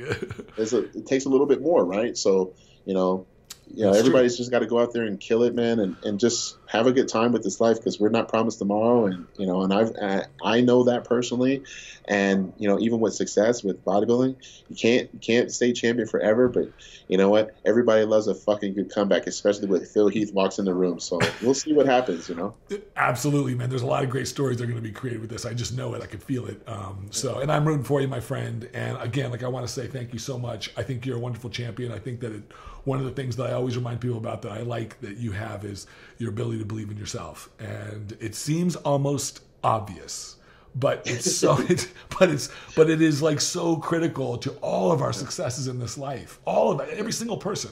If you're waiting for the world to give you consensus on who you are, you're in trouble. Big time. So Big time. I appreciate you, my friend. Hang on for just a second after we get done with this, and when we stop. But thank you so much, man. Awesome. Thank you so much. Yep, no problem. Thank you, guys. Handle your high with Tadayoshi.